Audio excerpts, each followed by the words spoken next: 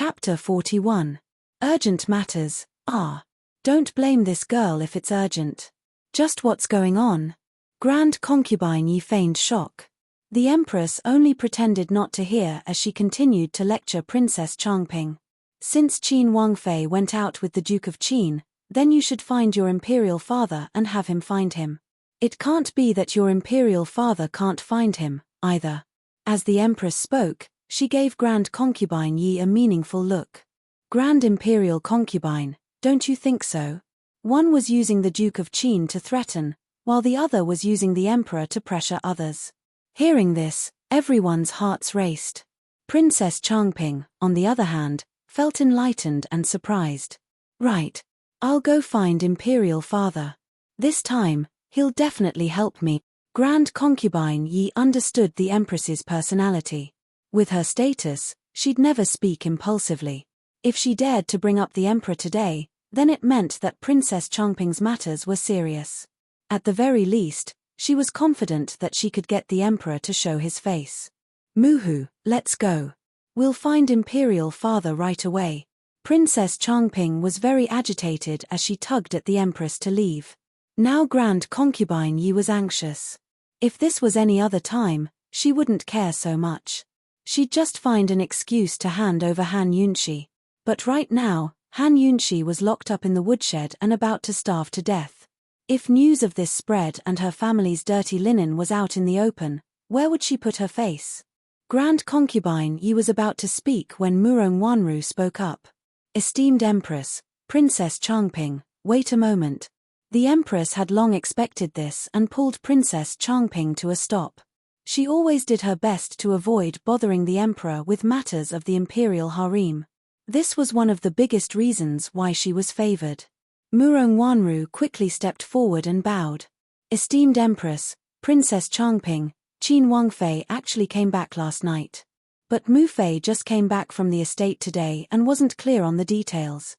I didn't report in time, it's all my fault. With Murong Wanru giving her a way out, Grand Concubine Yi felt less awkward. She came back. Why didn't you say so earlier? Princess Changping had urgent matters. What if she was delayed? Daughter was negligent. Murong Wanru lowered her head, her face full of guilt. Grand Concubine Yi didn't give the Empress or Princess Changping a chance to speak, but hastened to say, Empress, Changping, have a seat. I'll go find her myself. Princess Changping was unwilling, but the Empress signaled her to shut up with a look. Then I'll have to trouble Imperial Concubine Dowager. Grand Concubine Yi turned back with a slight smile, but when she walked out with Murong Wanru, her entire face looked like it had been soaked in water. It was both ugly and terrifying. If Murong Wanru hadn't been there just now, she wouldn't even have had a way out of this embarrassing situation. Just what's going on? Grand Concubine Yi raged as she walked. Mother, why do I feel that sister-in-law knows? If possible, she'd rather have the Empress and Princess Changping go find the Emperor.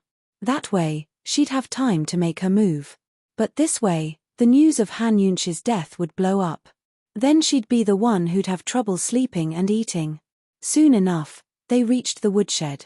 Han Yunxi only had one last breath left. She was very, very tired, her eyelids so heavy that they were about to fall off. But she kept them open from beginning to end, staring at the door. She was waiting, not only for her chance to live, but for her chance to strike back at the White Lotus Murong Wanru. As soon as she saw Grand Concubine Yi and Murong Wanru appear in the doorway, her pale lips rose into a smile before she slowly shut her eyes. Seeing this, Grand Concubine Yi and Murong Wanru were both frightened. Someone come! Someone come! Summon the imperial physicians, quick! Grand Concubine Yi cried. At this critical juncture, nothing could happen to Han Yunxi. Murong Wanru was so sullen that she had no choice but to help Han Yunxi up and pinch her philtrum acupuncture point to make her drink warm water. Soon enough, the Duke of Qin's personal Imperial Physician Li, hurried back. Seeing the scene and taking her pulse, he knew she was weak from hunger.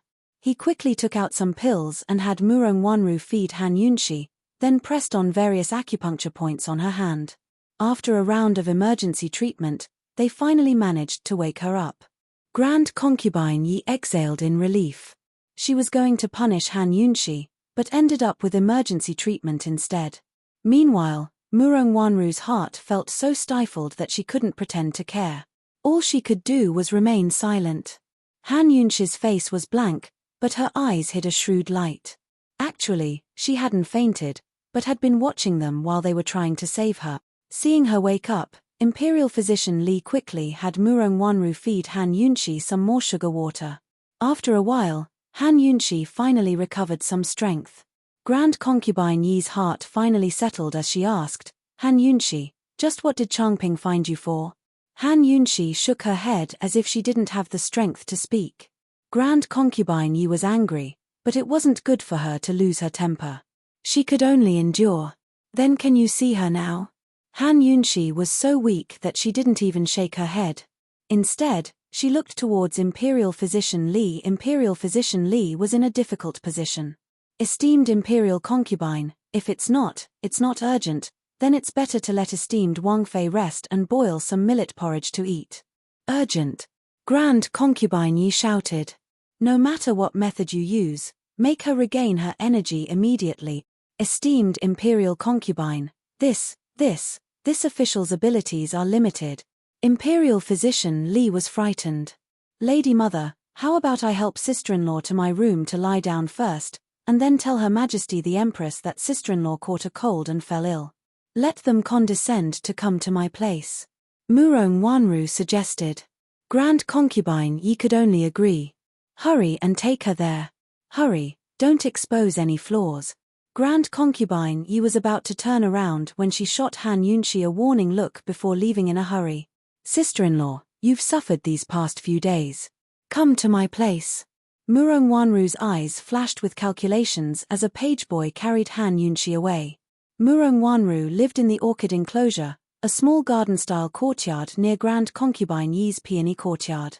She didn't take Han Yunshi to her bedroom, but arranged for her to stay in an empty side room in the courtyard. Han Yunshi was placed on the bed, and as soon as the curtains were lowered, the Empress and Princess Changping arrived. Han Yunshi made to rise in greeting, but the Empress quickly stopped her. She sat by the bed and took Han Yunshi's hand. You're excused. How could a small cold make her so ill? I think this body needs to be nourished. Many thanks, esteemed Empress, for your concern, Han Yunshi replied weakly.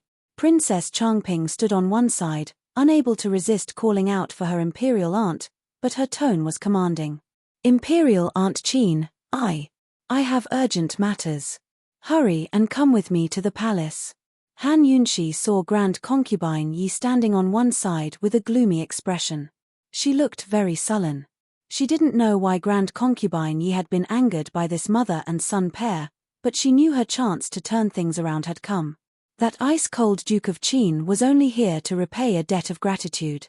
He wouldn't be able to protect her all the time. If she was destined to be unable to leave this residence, then all the more reason she should work hard to obtain the approval of this high and mighty mistress. And now, it was an extremely good opportunity. Han Yunshi didn't reply to Princess Changping, but looked docilely towards Grand Concubine Yi. Her meaning was that Grand Concubine Yi had to make the decision. At this moment, Princess Changping began to feel her face itch again. In her panic, she couldn't care less as she begged, Grand Concubine Yi, just agree. Let Imperial Aunt come with me to the palace. I promise I'll bring her back safe and sound. If this was any other day, the Empress wouldn't let Princess Changping beg Grand Concubine Yi like this. But seeing Princess Changping so anxious, she knew her itch had flared up again. Without a choice, the Empress could only coax, Grand Concubine Yi, children's private matters should be left to them. Grand Concubine Yi assumed that Han Yunshi would use this chance to show off and throw her a look. Who knew this little wife would give her face and let her make the decision? In an instant, Grand Concubine Yi didn't feel so sullen anymore. Instead, she felt like the Empress and Princess Changping were here to beg her. She glanced at Han Yunshi, feeling smug in her heart. She wouldn't let the Empress and Princess Changping off so easily if she had the chance. Yunshi, cough, look at how sick your bones are. If you catch a gust of wind on the way to the palace and get worse, How will Mu Fei explain things to the Duke of Qin? He'll blame me as your mother-in-law for not taking good care of you. When did Grand Concubine Yi learn to care for her daughter-in-law? Hearing this, the Empress's face turned gloomy. Grand Concubine Yi was clearly using this chance to bully her. The intelligent Han Yunshi could tell what Grand Concubine Yi was thinking. She hastened to say, Mu Fei must be joking. Chunxie knows His Highness's temper. He only listens to you and the Emperor. He doesn't even have the time to show filial piety to you, so how could he blame you? Chunxie will remember Mu Fei's concern in her heart. TSK, listen to how impressive Han Yunshi's words were. She was comparing Grand Concubine Yi to the Emperor in front of the Empress. She wasn't disrespecting the Emperor, but flattering Grand Concubine Yi as well. Han Yunshi had no idea that the Empress had just used the Emperor to threaten Grand Concubine Yi, but it had to be said that her words had sweetened Grand Concubine Yi's heart. They surpassed Murong Wanru's usual 100 sentences.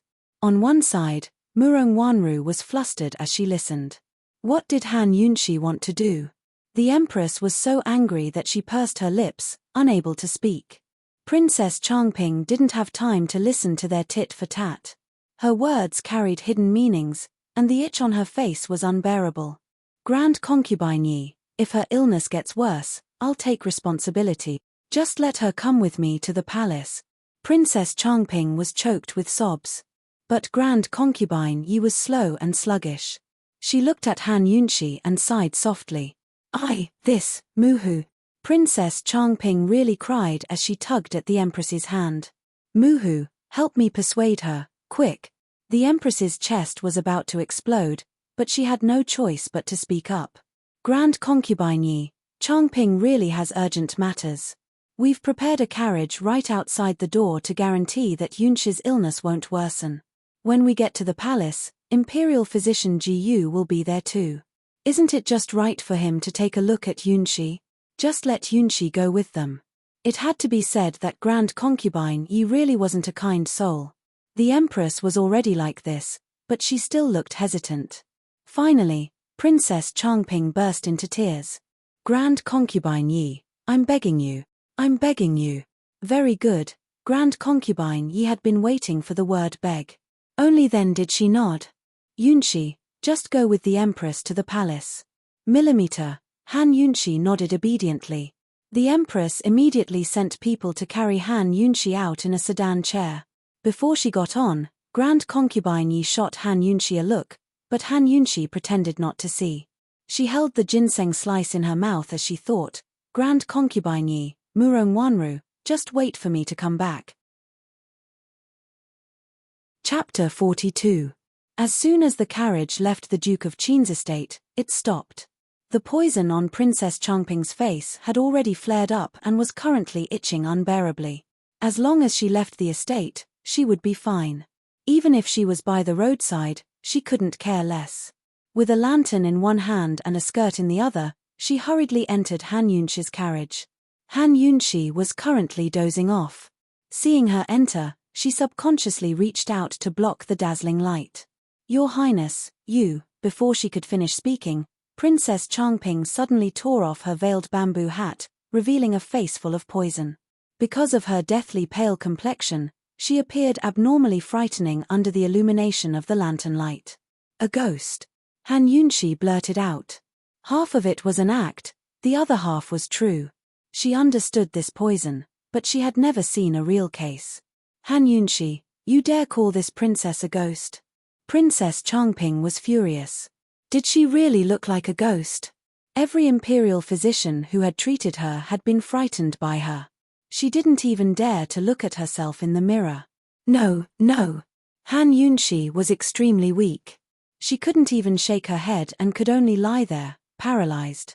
In reality, after eating medicinal pills, drinking millet porridge, and eating ginseng, Han Yunshi wasn't so weak anymore. However, in front of the domineering Princess Changping, she obviously had to show weakness. Han Yunshi, get up. Imperial Physician Ji Yu said you're very good at curing poisons. Hurry and cure me. Hurry. I'm dying from the itch. Princess Changping ordered without any trace of politeness. Leaving aside the fact that Princess Changping was a junior, she was the one asking for help. She shouldn't be shouting and ordering people around like this.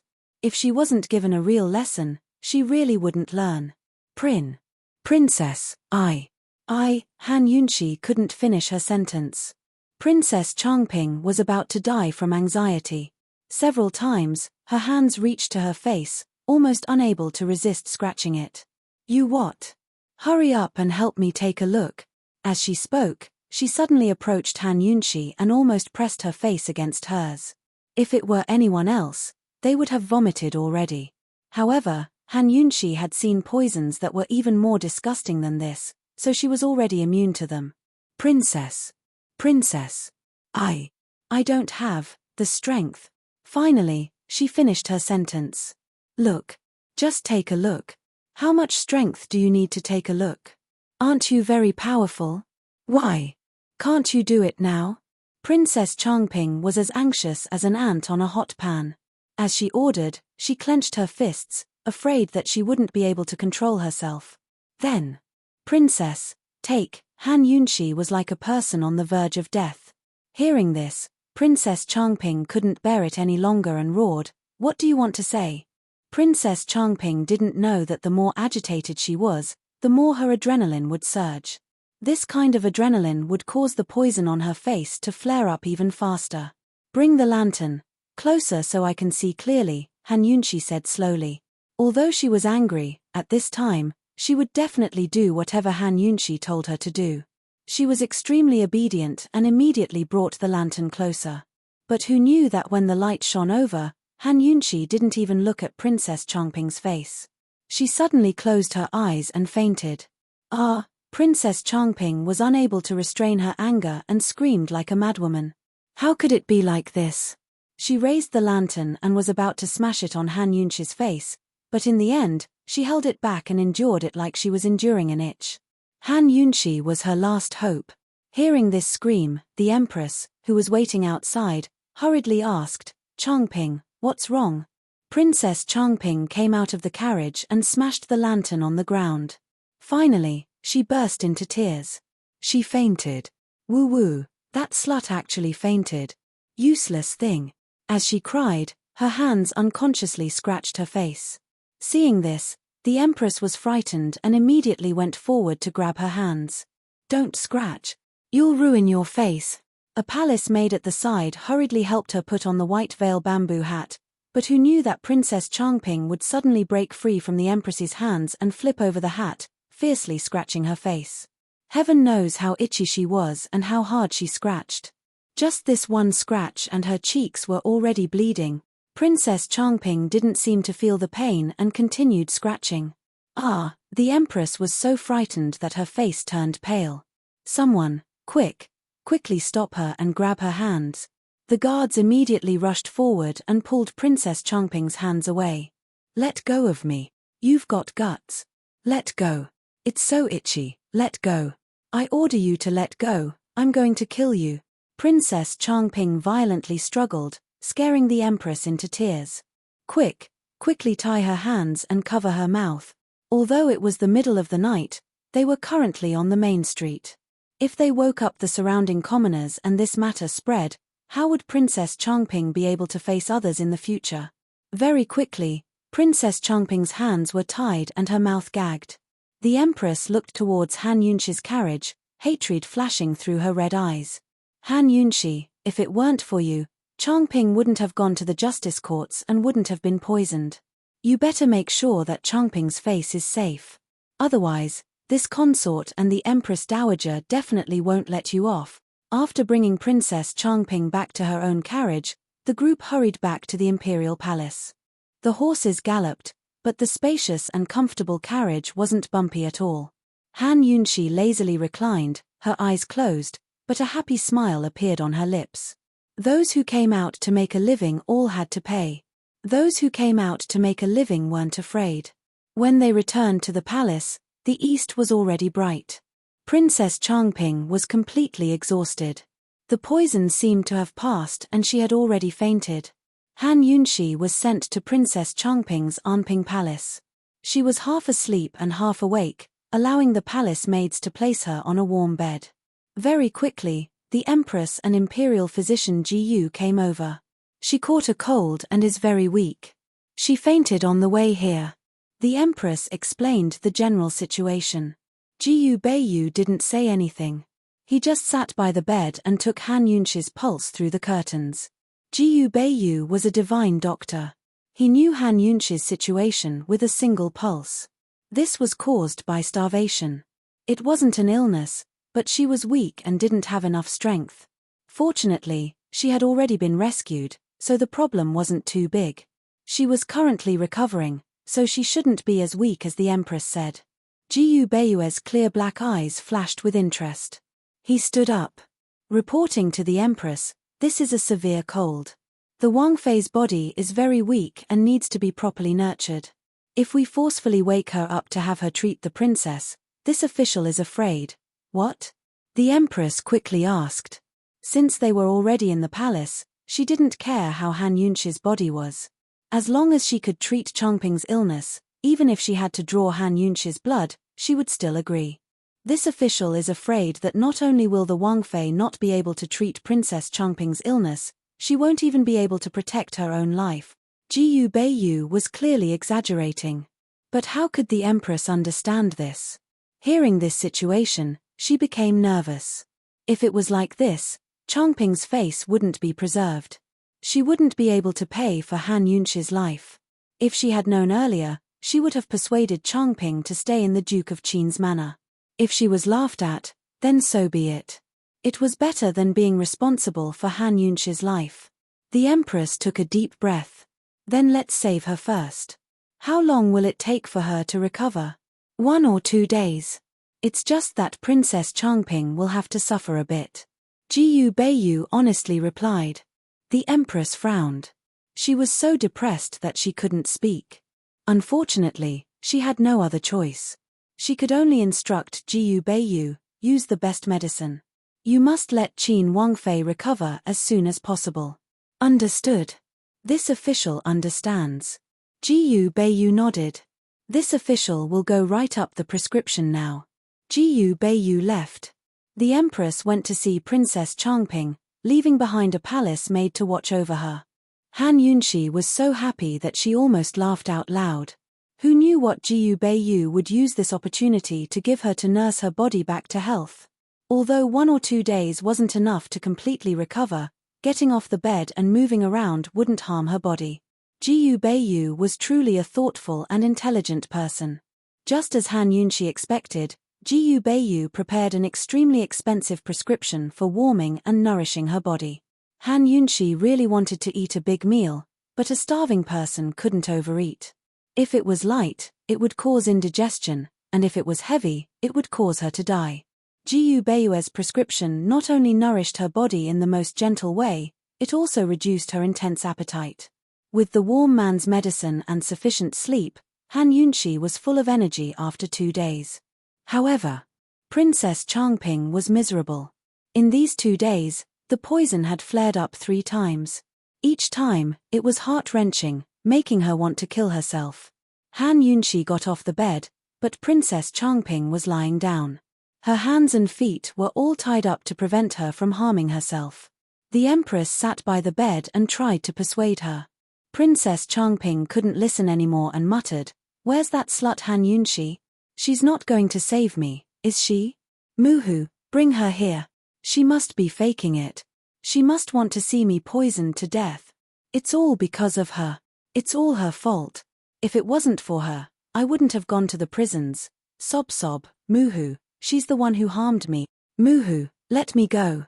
I'm going to find her." Han Yunxi followed Ji Beiyu inside and listened silently. Princess Changping didn't even think about what she was doing in the prisons that night. She actually dared to blame her. When she heard Ji Beiyu talk about her condition these days, she felt a bit of sympathy and wanted to treat her poison today. But now Han Yunxi had gone back on her word. Pitiful people were always hateful. Princess Changping wasn't someone she wanted to save, so there was no need to talk to her about the benevolence of a doctor. Chunxie greets esteemed Empress. This humble subject greets esteemed Empress and Princess.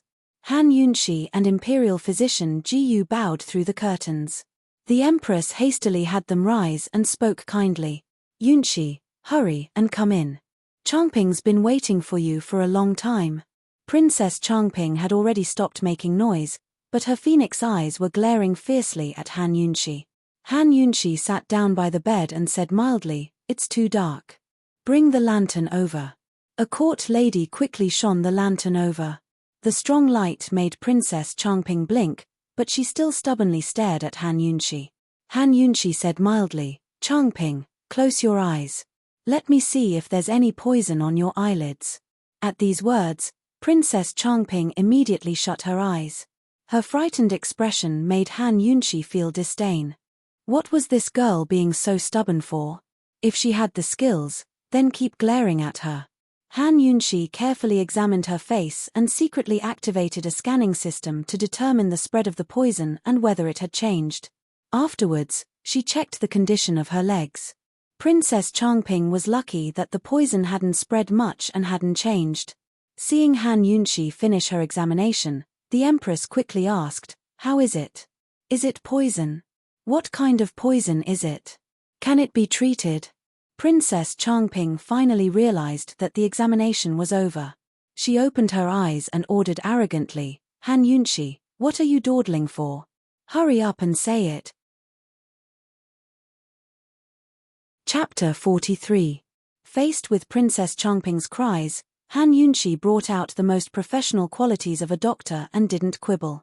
Her expression was calm and serious, giving off a sense of authority and an inexplicable sense of security. She didn't answer, but gently stroked Princess Changping's cheek with her fingers, instantly quieting her down. Even the Empress grew nervous and didn't dare to ask. Han Yunshi touched her right side, then her left. Judging from the scan just then, Princess Changping's poison should be flaring up again soon. She calmly touched her face for a long time. Princess Changping and the Empress were both anxious, but they didn't dare to ask again, much less speak rudely. Even Jiyu Beiyu, who was waiting outside the curtains, felt nervous. He knew Han Yunshi knew how to treat poisons, but he wasn't sure if she could cure the poison on Princess Changping's face. He was only recommending her. The room was silent, the atmosphere tense, but Han Yunshi suddenly let go of her hand, as if frightened. She quickly got up and backed away, crying out, "Heavens, the poison's change. It's going to be contagious soon." "What?" Hearing this, the Empress backed away like she was running for her life. The court ladies around her all backed away in fear. Too frightening. Once infected with a contagious disease, even a prince would be taken away from the palace and locked up in a side palace in the outskirts. If they couldn't be cured, they'd never be able to come back. Princess Changping gave a start, then started wailing in fear. "I don't want it. I don't want it. Sob sob, Muhu, save me. I don't want to be sent away. I don't want it." The Empress was the one who retreated the furthest. Her face was pale with anxiety as she asked, "Yunshi, can it be cured or not?" Han Yunshi avoided answering, her expression grave. "It looks like the poison's about to flare up again." As expected, Princess Changping began to struggle as soon as she spoke. "Itchy. Muhu, my face is starting to itch again. Let me go. All of you, let go of my hand. Muhu, why don't you help me scratch it? I'm begging you." Soon, her feet began to itch. Unfortunately, her feet were also tied up, so no matter how hard she kicked, it was to no avail. Seeing this, everyone was stunned. They didn't expect Han Yunshi to really have the skills to hit the nail on the head. The Empress was frightened and didn't dare to go forward. She grabbed Han Yunshi's hand and asked, "You were right. Yunshi, you're too formidable. You must have a way to save Changping, right? Yunshi, an infectious disease isn't a small matter. You must have a way, right?" Once this matter was spread out, not only Princess Changping, but even the Empress and the others who had interacted with her would be isolated for a long time. As for the Empress, even if she didn't get infected, she probably wouldn't be able to see the Emperor for a year or so. Deep in the palace, there were so many pairs of eyes staring at the Empress. The Empress could not afford to lose this 1 year or so. "Save me. Imperial Mother, Quickly ask her to save me. I'm dying of itchiness. Who can help me? Imperial Father, woo-woo. I want to see Imperial Father. Princess Changping had already been tossed around until her speech was incoherent. At this time, Han Yunxi pushed aside the Empress's hand and said seriously, I'll try. Good, good. The Empress nodded.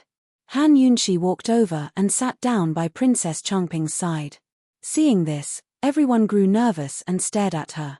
Could this woman really have a way? Princess Changping screamed crazily, shaking her head and twisting her body. As soon as she saw Han Yunxi, she calmed down and cursed, It's all your fault. It's all because of you. You're the one who made me like this.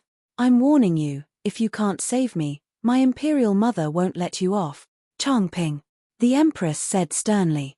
What nonsense are you saying?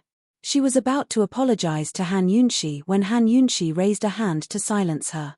The Empress calmed down, but Princess Changping went even crazier. Han Yunxi, if you, before she could finish, Han Yunxi applied the ointment to her face. In an instant, Princess Changping shut her mouth, her eyes wide with disbelief. This ointment, it felt so good. The area where the ointment was applied was ice cold and didn't itch at all. What? Han Yunxi asked in a low voice. Princess Changping froze and shook her head. No, nothing. Han Yunxi then applied some ointment on another piece of the poison. The cool, refreshing sensation of stopping the itch made her feel like a celestial being. Princess Changping took a deep breath before exhaling, sighing with emotion. So comfortable. Comfortable? Han Yunxi asked with a smile. Princess Changping nodded. I want more. I want more. Han Yunxi hesitated, her expression difficult. Princess Changping was very nervous as she looked at the large bottle of ointment in Han Yunxi's hands. She couldn't care less about face as she begged, Imperial Qin Aunt, I'm begging you, I'm begging you. I was wrong, I brought this upon myself. I was wrong, please save me. Seeing this, the Empress panicked. Yunxi, Changping is still young and doesn't know any better. If she's offended you in any way, please don't take it to heart. Han Yunxi turned back. Esteemed Empress must be joking. How could Yunxi bear a grudge against a junior? It's just that there are wounds on her face. If I use this ointment, Yunxi's afraid it'll leave a scar, so I'm hesitating. As she spoke, she sat down at the foot of the bed and applied the ointment on Princess Changping's wounds. First stop the itch on your feet. As for the wounds on your face, I suggest the princess bear with it for now to avoid disfigurement. I'll do my best to create an antidote before the virus spreads. At these words, the Empress exhaled in relief. Very good, she quickly told Princess Changping, just bear with it. If your face is disfigured, your Qingwu Gige won't want you anymore. Princess Changping's tears kept flowing. Fine. I'll bear with it, I can bear with it, sob. I've already endured so many times. She did her best to focus on the cool feeling on her feet, but as she spoke, her hands couldn't help but struggle. It was too itchy, too painful. After applying the ointment, Han Yunxi only said, these next few days might be contagious, so it's best if you don't get close to her. These words, without a doubt, sent Princess Changping to hell. Familial love was never pure in the imperial family. The Empress wouldn't come to see Princess Changping again. She only left behind a few court ladies to wait on her before hurriedly leaving with Han Yunxi. Seeing Han Yunxi's retreating form, Princess Changping was filled with hatred. But who knew how many more days of torment she'd have to endure? They hadn't even reached the guest hall when the Empress asked anxiously, Yunxi, what kind of poison is this? It's a poisonous moss. She probably caught it in the imperial prisons. That place is too dirty and full of toxins. Han Yunxi said, pretending to be serious. Esteemed Empress, the princess is a golden branch and jade leaf. If there's nothing important, she shouldn't run to the imperial prisons. Of course the Empress knew about Princess Changping's private torture in the imperial prisons.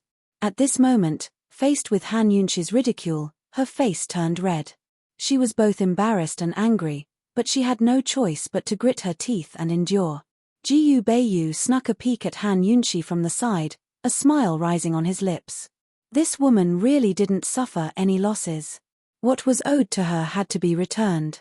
After a long time, the Empress spoke again. Then how long will it take for her to fully recover? She'll be fine as long as the poison is cured. I'll write a prescription for the antidote, so hurry and have someone grab the medicine. Han Yunshi said as she strode through the door. The Empress followed closely behind, hastily ordering people to serve her with brush and ink. Most prescriptions for antidotes only had a few ingredients, but Han Yunshi had written down a whole pile of them. It was a full 2 pages of white paper, and there was no lack of rare and precious ingredients within. The Empress didn't understand, but Jiyu Beiyu almost couldn't help but laugh out loud. This woman, is she sure she's writing down an antidote? She's clearly looting a burning house. There were quite a few ingredients here that were contradictory to each other, so they definitely couldn't appear in the same prescription. In the end, Jiyu Beiyu thought that Han Yunshi was going to stop writing, but she actually took out a third piece of white paper and wrote down the last ingredient, 10-segment cicada slough. Cicadas shed their shells after becoming black grasshoppers. It was a very common ingredient in Chinese medicine, but most cicadas only had 9 segments on their abdomen. A 10-segment cicada slough was a rarity. The Empress didn't understand, but Jiyu Beiyu, who was familiar with the imperial medicine storehouse, had a complicated look in his eyes, but he didn't say anything. Your Highness, this is the prescription. Grab the medicine according to what's written on it, the sooner the better. I'll personally boil it. Han Yunshi said with a serious face. The Empress took the prescription and immediately handed it to Jiyu Beiyu. Imperial Physician Jiyu, I'll leave this matter to you. You must find all the ingredients as soon as possible. The Empress really thought that things were too simple, but she couldn't be blamed. What kind of medicine didn't the Imperial Medicine Storehouse have? Jiyu Beiyu nodded and immediately left. Of course, in the afternoon, he found all the ingredients on the prescription and sent them to Han Yunshi. Only the 10-segment cicada slough was missing. This thing isn't in the Imperial Palace? The Empress had a look of disbelief. Have you seriously looked for it? Your Highness, this official is certain that it isn't in the Imperial Medicine Storehouse. As Jiyu Beiyu spoke, he inadvertently glanced at Han Yunshi before continuing. The 10-segment cicada slough is a priceless item. Only 2 have appeared so far. One is in the hands of the Northern Li country's Empress, and the other, where is it? The Empress grew anxious. This official only knows that it's in Grand Concubine Yi's hands. As for whether or not she's used it, this official doesn't know, Jiyu Beiyu replied truthfully. It's in Mufei's hands. Han Yunshi's face was filled with astonishment. All right, she knew long ago. Otherwise, she wouldn't have written out such a prescription. She'd seen it in Grand Concubine Yi's rooms before. It had already been meticulously framed into a work of art. Supposedly, it was meant to be Murong Wanru's dowry. Every time Murong Wanru saw it, she was always delighted. Now the Empress was in a difficult position. It wasn't easy to take something from Grand Concubine Yi's hands. After some hesitation, the Empress said sincerely, Yunshi, why don't you talk to your Mufei? Han Yunshi sighed. Your Highness, my Mufei is a kind-hearted person. She'll definitely help save someone, but, the Empress waited nervously for her to continue. If I go and ask for it, wouldn't I tell her about Changping's illness? But you and Changping won't let me. Han Yunshi was in a difficult position. These words finally made the Empress realize the crux of the matter. Her eyes turned cold as she began to suspect that Han Yunshi was doing this on purpose. After Han Yunshi cured Changping and returned, Grand Concubine Yi would definitely interrogate her. Then she'd be stuck between a rock and a hard place. If she spoke, she'd offend the Empress, but if she didn't, Grand Concubine Yi would be unhappy. If she went to ask for the medicine now, it meant the Empress was giving her permission to tell Grand Concubine Yi the truth. Nobody could blame her then. The Empress was furious in her heart. What a smart Han Yunshi. She'd underestimated her too much in the past. Seeing the Empress hesitate, Han Yunshi waited patiently. Actually, she already had the antidote in her medical pouch. She only wanted to ask for some ingredients as payment for the consultation and take care of Grand Concubine Yi's troubles while paving the way for her own return. Chapter 44. The Empress's eyes flickered between light and darkness. Still, despite her anger, she had no other choice since she was the one asking for help. She hid her anger and spoke kindly. Yunshi, how about this? Just say that Changping's sick. As for what illness it is, don't mention it. After all, it's not a good thing, so it won't be good if word gets out. Empress, my Mufei isn't an outsider. Naturally, she won't spread the news. Han Yunshi was a good daughter-in-law and immediately defended her mother-in-law.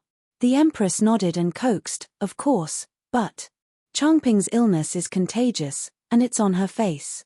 A girl hasn't married yet, so we have to leave her some face, don't you think? Han Yunshi looked understanding and nodded. Chunqie understands. Then we'll say that Changping has a heart fever and needs the 10-segment cicada slough to clear the heat and detoxify the poison.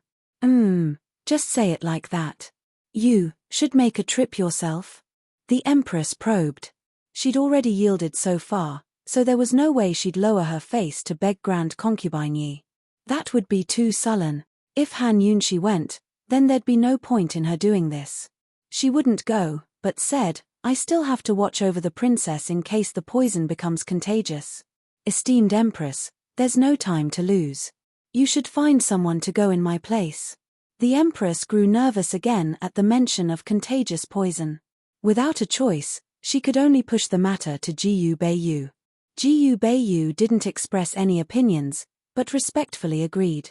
He immediately went to the Duke of Qin's estate to ask for the medicine. She didn't know how things were over at the Duke of Qin's estate the entire afternoon, but Jiyu Beiyu still hadn't returned. The Empress sat restlessly in the guest hall, waiting anxiously. Meanwhile, Han Yunshi was hiding in the kitchens, saying she was concentrating on making the antidote. She didn't want anyone to disturb her, but she'd long swapped out all the precious ingredients. She took out all the precious ingredients and the ones she didn't have in her detox system. Then she took out some common ingredients and mixed them all together. Right now, she was huddled by the stove to warm herself while pondering the situation at the Duke of Qin's estate. Grand Concubine Yi had always thought that she'd lost face after being imprisoned. Now that she was giving her a chance to regain some face, she should be happy. Since Princess Changping was ill and needed the medicine, Grand Concubine Yi couldn't deny it. Han Yunshi was certain that Grand Concubine Yi would give her this medicine. Most likely, Murong Wanru would be disappointed to see her long-cherished dowry taken away. Thinking up to here, Han Yunshi was amused. But Han Yunshi never expected Grand Concubine Yi to enter the palace with Jiyu Beiyu at sunset. Even the Empress was very surprised and forced a smile to receive him. Grand Concubine Yi, it's only a single type of medicine. Changping can't afford to trouble you to deliver it personally. The Empress didn't ask any questions, but took the initiative to strike first. But Grand Concubine Yi's face was stern. Empress, it's not that I want to criticize you, but you're hiding such an important matter from even me. And here I thought Changping invited Yunshi to the palace to play. Who knew she was here to treat an illness? Before the Empress could explain, Grand Concubine Yi glanced at Han Yunshi and said, if I knew she was here to treat an illness, I wouldn't have let her come. What kind of medical skills does she have? Won't she just randomly prescribe medicine to treat Changping's illness? Han Yunshi lowered her head and didn't say a word. The Empress grew anxious and hastened to explain. How could that be? There's Imperial Physician Jiyu here to check things out. Imperial Physician Jiyu checks things out? Then let Imperial Physician Jiyu treat her, it'll be safe, Grand Concubine Yi said, looking straight at Han Yunshi. She's just an ignorant and incompetent liar. If she knew how to treat illnesses, she wouldn't be called trash. Just a few days ago, she almost spent her whole life in jail. What can she treat? At these words, the Empress's face turned black. She was clearly taking deep breath. Grand Concubine Yi had come to find trouble today. Still, the Empress was the Empress. Her self-cultivation was excellent. She sighed helplessly. Aya, my esteemed Imperial Concubine, Don't be so modest. Who dares to call Yunshi trash? I'll be the first to object. That matter with the young general was a misunderstanding. Changping's already apologized, so a great person like you shouldn't bicker with a petty person. Grand concubine Yi was delighted to hear this and looked askance at her. Who doesn't know that Changping's bad temper came from spoiling her? Anger flashed past the Empress's eyes, but she held it in. She rose and bowed, half joking and half serious. Yes. It's Chunxie's fault. Chunxie will apologize to esteemed imperial concubine. Grand concubine Yi pretended to be nervous and hastened to support her.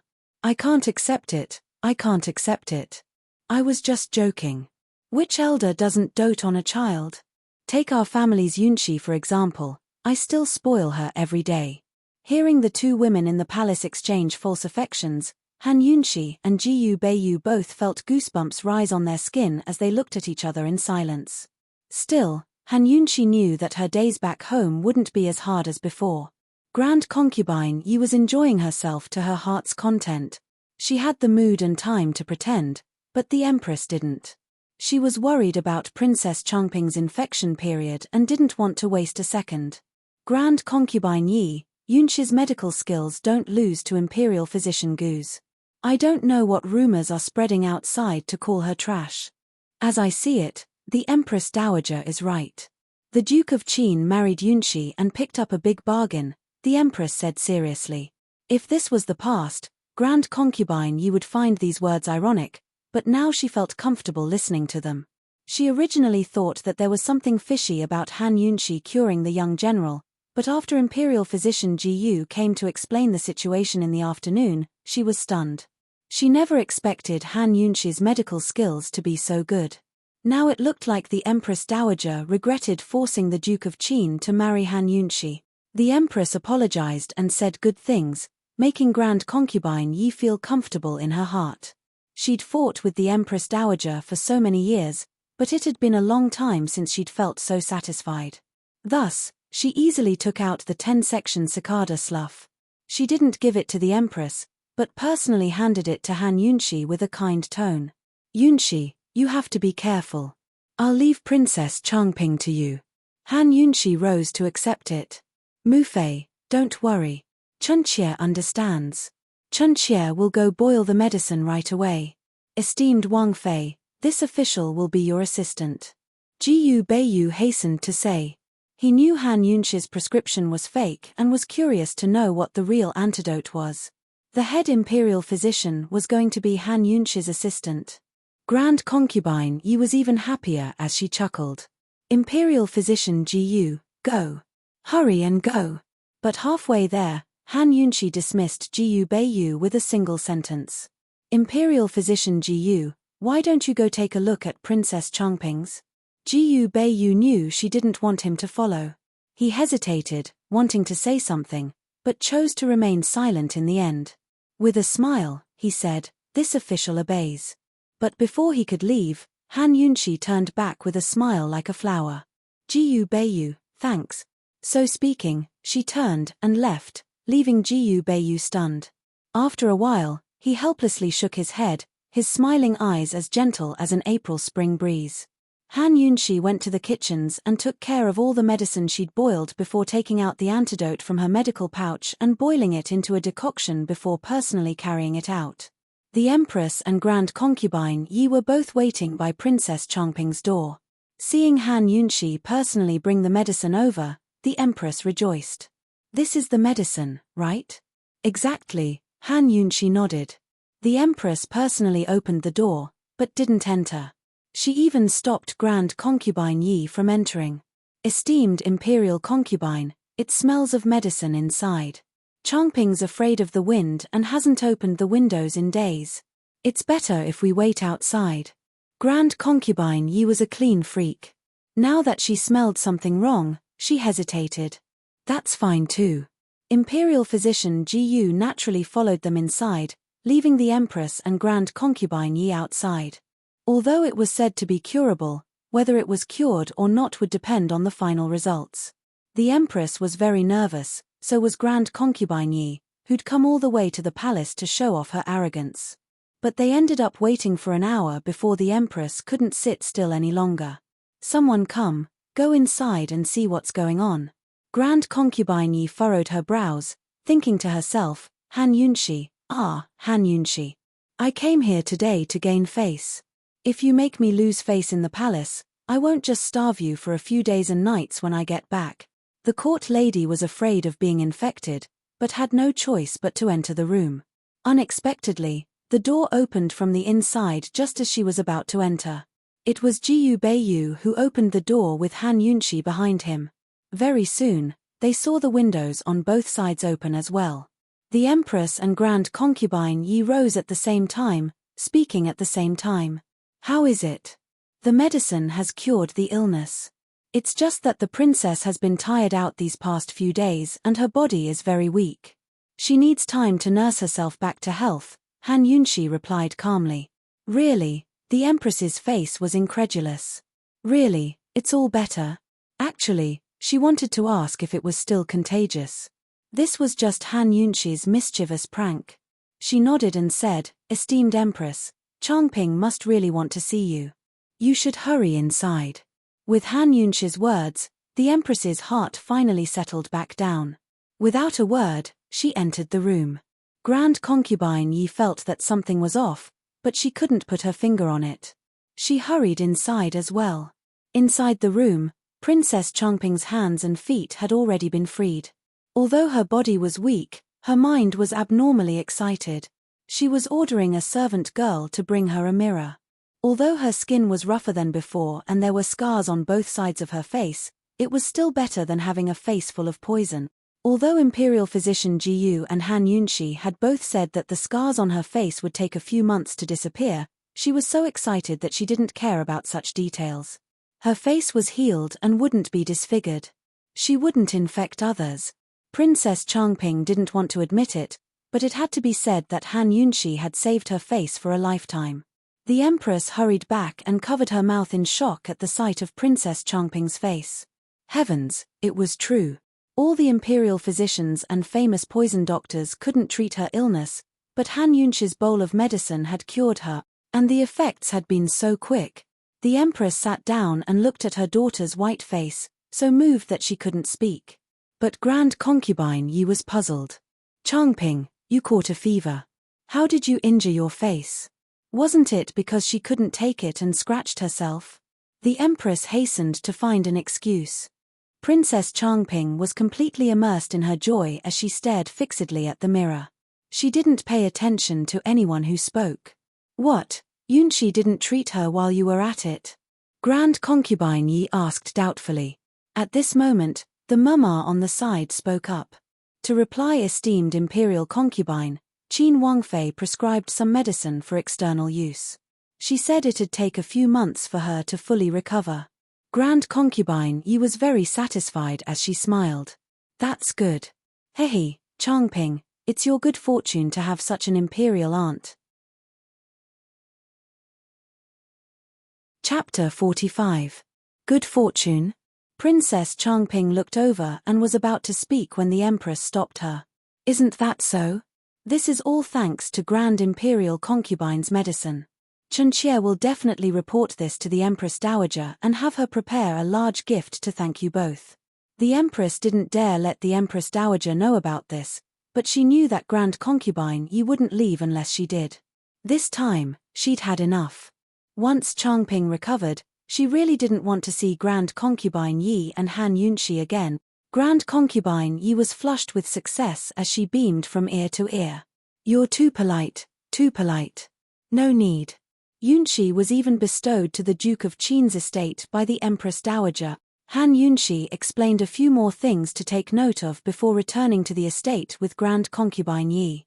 Seeing the mother-in-law and daughter-in-law leave hand in hand, the Empress stomped her feet angrily before turning to stride back into the rooms. Princess Changping was still immersed in her joy. How could she know how much her mother had suffered in order to save her? Changping, you better be careful when you do things in the future. This time, it wasn't just me, but your imperial grandmother's face as well. You didn't see how smug Grand Concubine Yi was. The Empress was panting with rage. Only then did Princess Changping have the servants take away the mirror. Muhu, you can't blame me for this. Isn't it all Han Yunxi's fault? If not for her, I never would have gone to a damned place like the imperial prisons. It's only right that she saved me. Don't expect me to repay her. You're still talking? When have you ever made Muhu feel at ease with your work? The Empress roared. Princess Changping was startled. She'd never been yelled at by Muhu before. I. Princess Changping trailed off. Princess Changping thought for a moment. Imperial Mother, who knows if she was the one who poisoned me?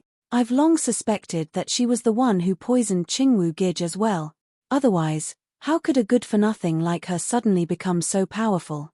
Of course only she could cure her own poison. At these words, the Empress was on guard. A good-for-nothing like Han Yunxi suddenly becoming a genius was truly unimaginable. Imperial Mother, why don't we test her again? Princess Changping hurriedly suggested. The Empress's cold eyes deepened and a scheming look flashed through her eyes. Even if Han Yunxi was married, she was still a member of the Han family and the daughter of divine Dr. Han. Perhaps, she could discuss with the Empress Dowager. As soon as they left the palace, Grand Concubine Yi released Han Yunxi's hand. Han Yunxi wasn't surprised. She knew that as the daughter of the Empress Dowager's benefactor, she was Grand Concubine Yi's enemy. She didn't expect the Grand Concubine to treat her like her own daughter, but she wanted less trouble. Once inside the carriage, Grand Concubine Yi's first words were, "Where did you learn your medical skills?" Han Yunxi was answering Long Fei Yi the same way she answered Grand Concubine Yi back then. No matter who asked, she'd give the same answer. Whether it was Long Fei Yi or Grand Concubine Yi, they'd both investigated her beforehand. They wouldn't be able to find any flaws in her behavior in the Han family, and they wouldn't be able to find any clues here. Grand Concubine Yi's face turned gloomy at the mention of Lady Tianxin. She didn't pursue the matter, nor did she pursue the matter of her imprisonment in the imperial prisons. Murong Wanru was waiting by the gates, her usually quiet and obedient face now terrifyingly gloomy. Her heart had been stifled for half a day. The 10-section cicada slough was the dowry she'd been looking forward to ever since she was young. She never expected to lose it all because of Han Yunxi's prescription. In the past, no matter how much she hated people, she could always smile naturally. But facing Han Yunxi, she almost couldn't do it. Seeing Grand Concubine Yi and Han Yunxi approach from afar, Murong Wanru couldn't stop taking deep breaths. It took a long time for her to calm down. She strode forward with a face full of concern. "Sister-in-law, how was it? The Empress and Princess didn't make things difficult for you, did they?" Han Yunxi's lips rose into a cold smile as she said mildly, "Mu Fei's already gone. How could they dare to make things difficult for me? Mu Fei would lose face." These words gave Murong Wanru a start and she hastened to explain. "Mu Fei, that's not what I meant. I'm just worried about sister-in-law." Her aggrieved expression made Han Yunxi feel like she'd really bullied her. Grand Concubine Yi pursed her lips, a little impatient. "Han Yunxi, it's good that you know how to take care of my face. In the future, on the 1st of every month, come to the accounts to get your allowance. As a Wang Fei, you need to act like one. Look at how poor you look." So speaking, she disdainfully sized her up from head to toe before turning to leave. But Murong Wanru was left dumbfounded. Mu Fei was actually going to give Han Yunxi her allowance. With that, Han Yunxi would have even more freedom. Then how was she supposed to make things difficult for Han Yunxi in the future? Murong Wanru couldn't accept it. She couldn't maintain her docile expression any longer as her face grew taut. "Little sister, I heard the 10 segments of the cicada slough was your dowry. It can't be true, right?" Han Yunxi asked her on purpose. "You." Murong Wanru was so angry that tears rolled down her cheeks. With a snort, she turned and ran off. Seeing this, Han Yunxi laughed out loud. "Murong Wanru, Murong Wanru. Sooner or later, I'll beat you back to your original form." After taking care of Murong Wanru, Han Yunxi thought of the precious ingredients she'd brought back from the palace and felt even better. She skipped all the way back to the hibiscus courtyard, but as soon as she reached the gardens, She ran into the giant iceberg, Long Fei Yi. When did this guy come back? This guy who appeared and disappeared like a ghost seemed to always come back for business. Last time, he'd asked her for an antidote. Just whose poison did he want to cure? And that time when he was poisoned, what was that about? According to Han Yunxi's understanding, Long Fei Yi's martial arts weren't bad. The person who could injure him couldn't be weak either. Han Yunxi unconsciously stopped and looked into the distance. She saw Long Fei Yi sitting among the flowers, drinking tea by himself. With his cold, hard lines and sharp features, even if he was just sitting there casually, the aura he exuded from his every movement was so elegant and noble, like a lofty king. One person and one cup of tea formed a world of their own that no one could enter. Han Yunxi unconsciously stared at him in a daze again. It wasn't until a piercingly cold gaze shot over that she abruptly came back to her senses. Long Fei Yi looked directly at her from afar. Han Yunxi reflexively showed a friendly smile. "You're back." But she quickly regretted it. What did his return have to do with her? With a fake smile, Han Yunxi turned to leave. Long Fei Yi domineeringly ordered, "Come here." Han Yunxi ignored him and continued walking. "This prince has been waiting for you for a long time." Long Fei Yi's voice became unyielding. "Waiting for her? To cure the poison again?" All right, Han Yunxi admitted that she was a little curious, but also a little afraid of his strength. She turned back and sat down in front of Long Fei Yi.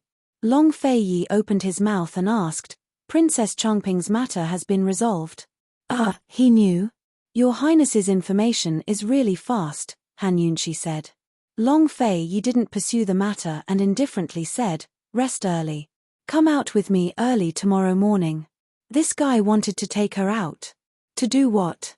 Han Yunxi was curious. Things like going to a banquet or meeting friends, Han Yunxi didn't have any extravagant requests. To cure the poison. Long Fei Yi's words were concise and comprehensive. It was this again. Han Yunxi really wanted to tell him that she might as well quit being his Wang Fei and change professions to become his personal poison doctor. Faced with this question of changing professions, Han Yunxi's attitude was still very professional. "Cure what kind of poison? You'll know when you get there," Long Fei Yi said. Han Yunxi nodded. "I want to pay the consultation fee." Long Fei Yi's face was full of disdain and he wasn't even willing to answer. He only nodded and got up to leave. After taking 2 steps, he said, "I'll come find you tomorrow morning at 3 in the morning." Han Yunxi was about to nod when she suddenly froze. "Wait. 3 in the morning?" 3 in the morning was between 3 in the morning to 5 in the morning. In the eyes of the ancients, this was considered the morning of the next day. But in Han Yunxi's eyes, this was the middle of the night. Waking up early in the winter was the most painful thing, not to mention going out. Han Yunxi's face was pale. She quickly chased after him. "You can either go tonight or go tomorrow after the sun comes up." "I can't go this early." "Why?" Long Fei Yi asked with a frown. Han Yunxi only replied with one word. "Cold." "I'll pay double the consultation fee." Long Fei Yi was very generous, but who knew that Han Yunxi's attitude was firm. "I won't go even if it's 10 times the price." At this moment, Long Fei Yi turned his head and asked, "Han Yunxi, is there any poison that you don't know how to cure?" Han Yunxi was slightly taken aback, but then she replied with a serious attitude, "That's hard to say. There are countless types of poisons in the world. Under the same type, there are countless branches. Even if it's the same type of poison, depending on the depth of the poison, the time of poisoning, and the person's physical condition, the antidote will be different. So, Chunxie can't give you a definite answer."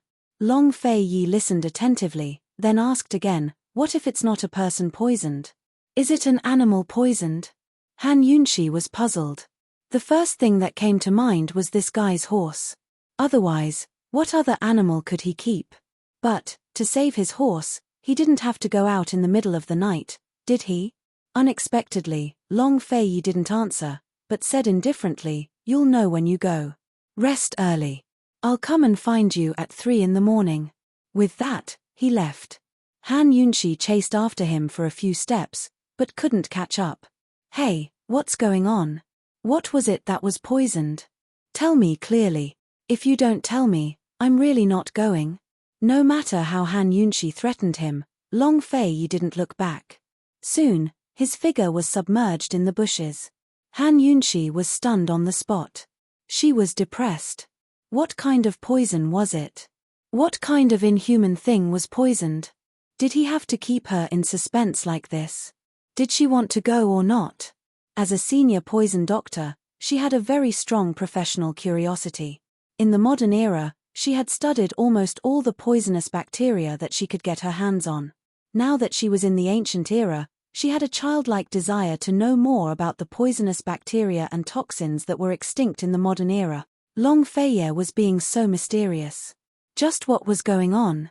That night, Han Yunxi tossed and turned restlessly in bed. Time passed unknowingly. Dong dong dong. The strong knocking sound woke Han Yunxi, who had just fallen asleep.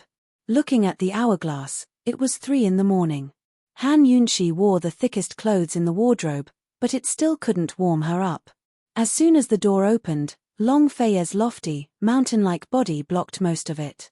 Still, the bone-chilling wind still managed to find its way in. She hadn't even stepped out of the threshold before her teeth started chattering. She hurriedly hid by the door. She had a small physique, and with her hands in her sleeves and her neck shrunk, she appeared even smaller. Long Fei Yi looked at her pitiful appearance from high above, and his lips curled into a disdainful smile. This woman was really weak. Are you still going? Coldly, he asked. Who knew that when Han Yunxi raised her head, her face was deathly pale. However, that pair of bright eyes sparkled with stubbornness. She was so cold that her lips were trembling, but her voice didn't tremble. Go, of course I'm going. 300 taels, not a single tael less. Long Fei Yi's heart jolted slightly. He had to admit that every single word in this reply was out of his expectations. Chapter 46. Long Fei Yi's eyes flashed with admiration that even he himself didn't realize. He took out the money pouch and threw it to Han Yunxi. However, Han Yunxi threw it back and said seriously, "It's not too late to accept it when you see the poison." She was a little woman who loved money but wasn't greedy. Long Fei Yi didn't say anything and just turned to leave. Han Yunxi hurriedly followed him out. Oh my! The wind outside was so strong. It was more than twice as cold as the room. Long Fei Yi walked very quickly. Han Yunxi trotted behind him, thinking that they could take a carriage after they got out of the door, right? But who knew that Long Fei Yi would stop at the entrance of Hibiscus Courtyard? Han Yunxi hid behind him to avoid the wind. She shivered and asked, "What's wrong?" Unexpectedly, Long Fei Yi turned around and opened his arms to raise his large cloak. He said coldly and domineeringly, "Come in." The wind made his cloak flutter. In the dark night, his features were cold and resolute. His brows were sharp like knives. He was like a god of darkness, looking down at her from high above. Han Yunxi was stunned. She didn't understand what this meant. Long Fei Yi didn't have that much patience. He reached out and pulled her into his embrace, placing her under his arm. His hand closed, and the large cloak wrapped around her tightly, blocking the invasion of the cold wind. In that instant, Han Yunxi's heart thumped and sped up. She panicked. Oh my God. His body was so warm and exuded the mesmerizing scent of ambergris. Was this what it felt like to be under the wings of an angel? It was so warm. Before Han Yunxi could recover her wits, Long Feiye had already wrapped his arms around her. With a light tap of his feet, they flew towards the northwest of the capital city. Han Yunxi wrapped herself in a cloak and snuggled into Long Fei Yi's warm embrace. She followed Long Fei Yi as they flew through the air.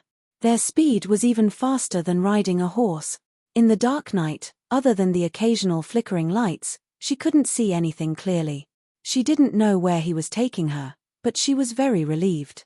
Although her body was warm, the wind blowing against her face was cold and sharp like a knife. Soon, Han Yunxi couldn't stand it anymore. She turned her face sideways and lowered her head, but she couldn't avoid it. In the end, she had no choice but to carefully turn her body sideways. She moved a little. Seeing that Long Fei Yi did not respond, she became bolder. She stretched her arms behind him and leaned to the side, burying her head in his body. This time, she was finally completely warm. It would be a lie to say that she wasn't nervous. She stiffened for a while. Seeing that Long Fei Yi didn't have any objections, she slowly relaxed and enjoyed the warmth. Long Fei Yi kept his eyes forward as he maintained his speed. Still, his lips had somehow curved into a curve as well, as if he disdained her cowardice. It was as if he was toying with her boldness, just like his deep, dark eyes, mysterious and enchanting. It was hard to fathom what he was thinking. He led her over walls and over mountains. She could only feel the wind whizzing past her. She was oblivious to everything around her. Unknowingly, she became sleepy and fell into a daze. It wasn't until Long Fei Yi brought her down and stood on the ground that she woke up. She poked her head out of his embrace and found herself on a high cliff.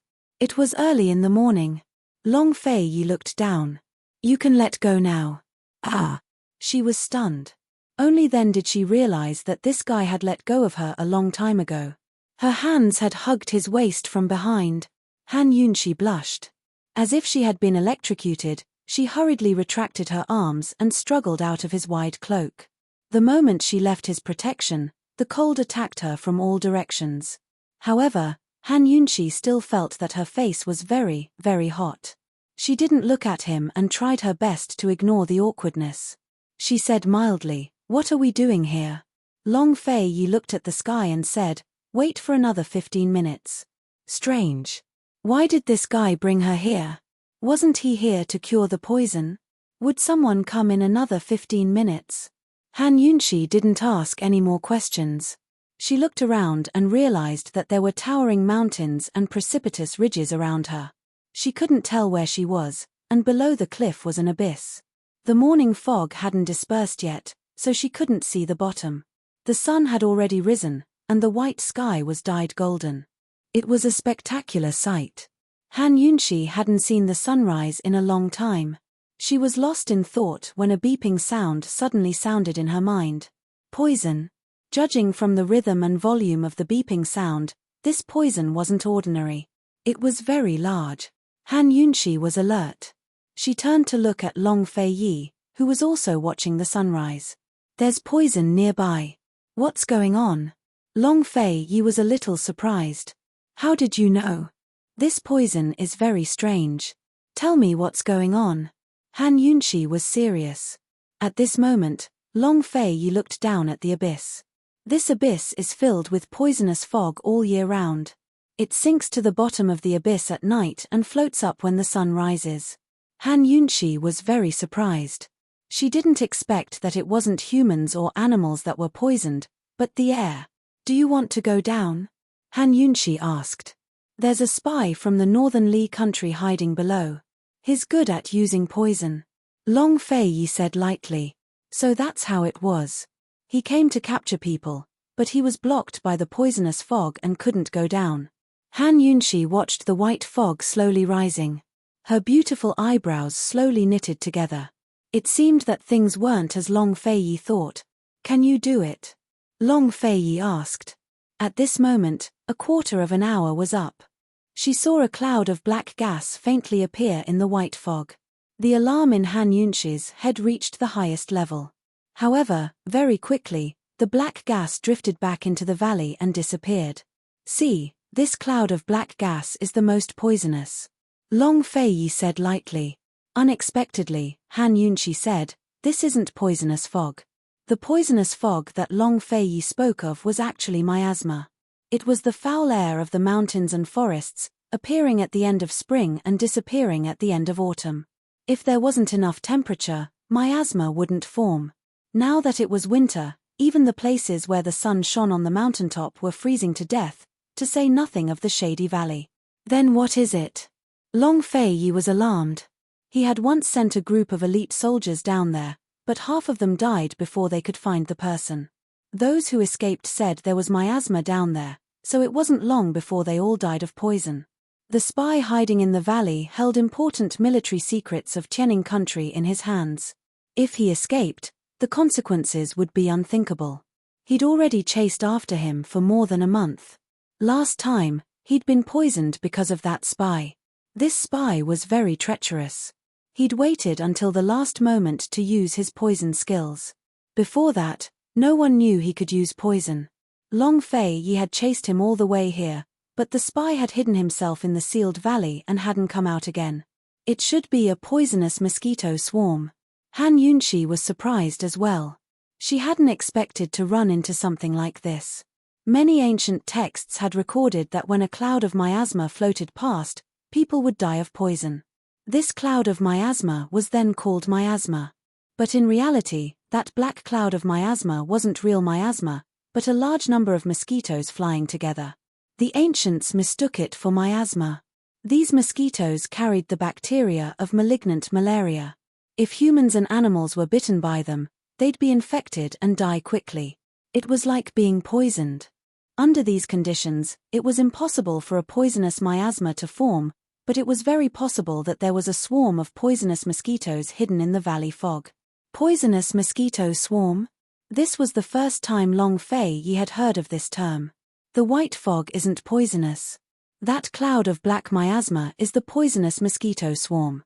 When there's not enough light, it looks like black miasma, so you've all misunderstood. Han Yunxi explained seriously, then said, "Take me down.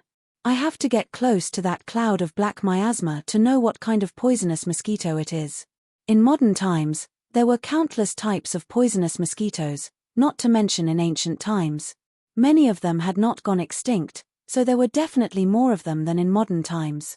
Han Yunxi had to determine whether she could recognize them or not, and whether she could make an effective mosquito repellent. After confirming that the white fog wasn't poisonous, everything was simple for Long Fei Yi. Without saying anything, he grabbed Han Yunxi's waist and jumped down. As soon as they entered the valley, Han Yunxi's detoxification system detected the presence of poison. Soon, she determined the direction. "It's on the right." Long Fei Yi hugged her tightly and flew over in an instant. However, not long after, the detoxification system reminded them that there was poison on the left as well. Could it be that there was more than one swarm? Han Yunxi was shocked. Who knew that at this time, the detoxification system's emergency warning came from above and below. Heavens, above, below, left, and right. Was this the rhythm of surrounding them? "We're surrounded," Han Yunxi whispered. Before she could finish speaking, Long Fei Yi saw a black, fog-like thing rapidly encircling them from all directions. Long Fei Yi didn't expect there to be 4 swarms, but he was very calm. "How close do we have to be to detect the poison? Hurry up and leave, it's too dangerous. They're very fast." Han Yunxi made a prompt decision to escape. Unexpectedly, Long Fei Yi coldly said, "Answer this prince's question. 10 steps, 10 steps away. I can determine what poison it is." Han Yunxi answered truthfully. 10 steps. Based on the current speed of the poisonous mosquito swarm, after 10 steps, they would be able to reach them in an instant. Moreover, they were surrounded from above, below, left, and right. In other words, when the poisonous mosquito swarm was 10 steps away from them, they would be submerged in the black fog in an instant. Han Yunxi didn't even dare to think about it. She still didn't know what kind of poison the poisonous mosquito swarm carried, and she wasn't sure if she could neutralize it. Moreover, if she was poisoned, what would she do? Just as she was feeling nervous, Long Fei Yi only said 2 words, "Wait." "No!" Han Yunxi shouted. She watched as the poisonous mosquito swarm came closer and closer. She seemed to be able to hear that terrifying and annoying buzzing sound. "Prepare to be tested," Long Fei Yi tyrannically ordered. This wasn't an ordinary poison, but a poisonous mosquito swarm. 4 large swarms of poisonous mosquito swarm. Being swept by them was more terrifying than being galloped by a large herd of antelopes. They would be covered in cuts and bruises. Han Yunxi admitted that she was timid. She shouted, "No, I'm scared." However, Long Fei Yi suddenly pulled her into his arms and coldly said, "With this prince here, you're not allowed to be scared." So domineering. So domineering. Han Yunxi hated arrogant, overbearing, and unreasonable men the most. However, at this moment, she didn't feel any disgust at all. Her heart thumped wildly, and she calmed down for no reason. This man's domineering aura gave people a sense of security. At this moment, the poisonous mosquito swarm from above, below, left, and right approached at the same time. "Are you ready?" Long Fei asked in a low voice. After calming down, Han Yunxi brought out her professional standards and fully activated the scanning system. She constantly paid attention to the movements of the black swarm in all 4 directions. She also said in a low voice, "Ready." Chapter 47. Right at this moment, the venomous mosquito swarms that were flying towards them from all directions suddenly stopped. Han Yunxi knew that this was a sign that they were about to attack. She quickly scanned her surroundings and made a prompt decision. "Let's go." Sure enough, after a second of pause, the venomous mosquito swarmed towards them from all directions. In an instant, Long Fei pressed his hand down and pulled Han Yunxi into his embrace. He raised his cloak and wrapped it tightly around her. Then, his figure flashed and turned into a lightning-fast figure, passing through the gap between 2 black shadows. A second faster was too fast, and a second slower was too slow. Just as Long Fei passed through the narrow gap, the 4 swarms of venomous mosquito swarms merged into a large group and chased after them crazily. Long Fei didn't stop and quickly flew up the cliff. The venomous mosquito swarms chased after them relentlessly. As they chased, the large group could even transform into the shape of a sharp arrow to increase their speed and attack. Han Yunxi was tightly wrapped in the cloak and not a single inch of her skin was exposed. However, she could hear the deafening buzzing sound, which meant that the venomous mosquito swarms were very close to them. Moreover, they were angry to make such loud noises. Han Yunxi really wanted to poke her head out to see what was going on. Were they almost at the cliff? However, just as she was thinking, her feet suddenly landed on the ground. "They're up." Han Yunxi was overjoyed. She struggled free from Long Fei's arm and pulled down the cloak to take a look. In the abyss, a large group of venomous mosquito swarms were hovering around, not daring to come up. Not long after, they were gradually submerged in the abyss. Han Yunxi turned back to look at Long Fei and smiled sweetly under the sunlight. "Long Fei, you're amazing." Han Yunxi's back was facing the sunlight and her entire body was covered with a layer of faint golden glow. Her sweet smile was like a flower blooming in the sunlight. Long Fei looked at her and time seemed to have stopped at this moment. However, he quickly threw out a sentence coldly. "Coward." Han Yunxi immediately stopped smiling. She pulled the corners of her mouth and rolled her eyes, too lazy to argue with him. The information that she had just scanned was still stored in the detoxification system. She was so frightened that she didn't have time to retrieve it. She turned around and closed her eyes to take a deep breath. The detoxification system was tied to her consciousness. If she was too messy, the detoxification system would also be messed up. "Have you figured out what poison it is?" Long Fei urged. He thought that Han Yunxi had only to see and smell it. Han Yunxi quickly organized her thoughts and turned around. She said in all seriousness, "Your Highness, congratulations. The 4 groups of poisonous mosquitoes are of the same type. They are called spider mosquitoes, which means that they carry the same venom. There is only one type of venom that is the same as the spider black widow's venom. It is commonly known as the widow's venom." She didn't know if Han Yunxi was lucky or if Long Fei was lucky. Han Yunxi had studied these strange spider mosquitoes in the modern era. This was a very strange phenomenon. Mosquitoes and spiders had the same venom. Without a doubt, Han Yunxi's detoxification system had medicine. Not only did it have the antidote, it also had a special mosquito-killing liquid. Hearing Han Yunxi say this, Long Fei nodded and asked, "How long do you need to make the antidote?" "Guess." Han Yunxi smiled. She was naturally in a good mood because she had medicine prepared. Unexpectedly, Long Fei slowly narrowed his dangerous eyes. All right, no matter how good her mood was, she shouldn't joke with this iceberg. She would freeze to death. "I have it now," Han Yunxi said coldly.